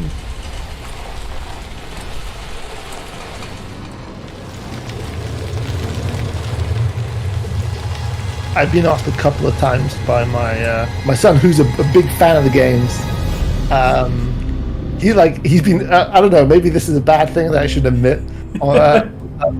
He's been playing them since he was really little. he's still quite little, right? Yeah, he just turned 6, but Right. he's never found them. He's never found them creepy or anything like that. But he has asked me several times what is happening when a room closes, and I kind of have like a internal rough explanation for what's going on with those tentacles. I remember us comparing it to like Indiana Jones when he removes the artifact, and then that's been done in so many places. But you take this thing and it's kind of meant to be like some kind of power source, and then the house is kind of trying to get it back, and it's like chasing you out of the room. But whenever he asks me, it's like such a almost convoluted explanation that I just have to be like, it just looks really cool. That's most of the reasoning for most of the things we do in these games, is because it looks cool. That's often where it starts. That's like the most easily understandable thing, is to just go, wouldn't this be an amazing visual? Work and then backwards. you find a way to have it, give it more meaning. Yeah, work backwards Some- from the visual. Those are eldritch forces. Yeah. Exactly. Bit Yeah. of that. Shall we call it a day there for today? I think this is a pretty good place to leave it. Yeah. Got a Kitchen. couple of rooms left to do. Yeah. Yeah, So, a good chunk of the game left. Yeah. For next week. yeah. So the plan is to do another stream sometime next week. We're not entirely sure what day we're doing yet, but if you keep an eye on our socials and stuff, we'll let you know. If you subscribe to the channel, then on YouTube, then you'll get a notification. Yeah, it should be next weekend sometime, right? Hopefully. Yeah. I'd love to. I've really enjoyed this. It's been a pleasure to sit down with you guys and talk about this. Hopefully, it's been interesting for the viewers. I'm sorry certainly is. I yammered on too much. Not at all. It certainly seemed interesting. There's lots of kind of questions coming in, and Yeah, great questions, Yeah, guys. chat- Thanks for the yeah, questions. chat seemed to love it. So good stuff. Yeah, I have to say I've really enjoyed seeing this new version of the game for the first time. Yeah, It looks yeah. amazing, folks. Well done to everyone. It's incredible. Yeah. Really cool to see. Yeah. Nice.